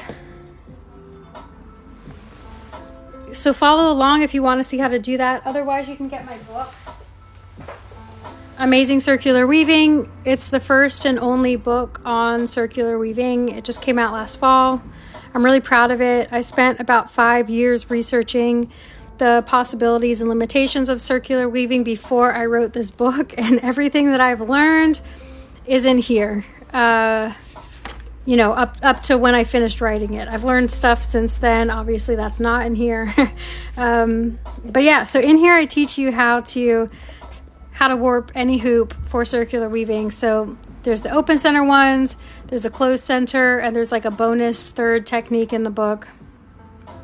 Yeah, but I walk you through it in here.